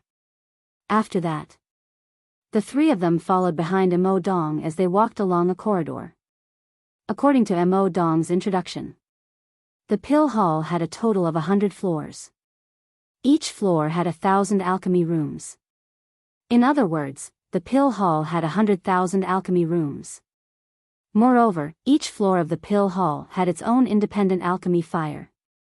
These alchemy fires were all of the 5th grade. Fatso was stunned. He said, doesn't that mean that there are 100 5th grade alchemy fires here? You must be shocked. When I first heard about it, I felt the same as you.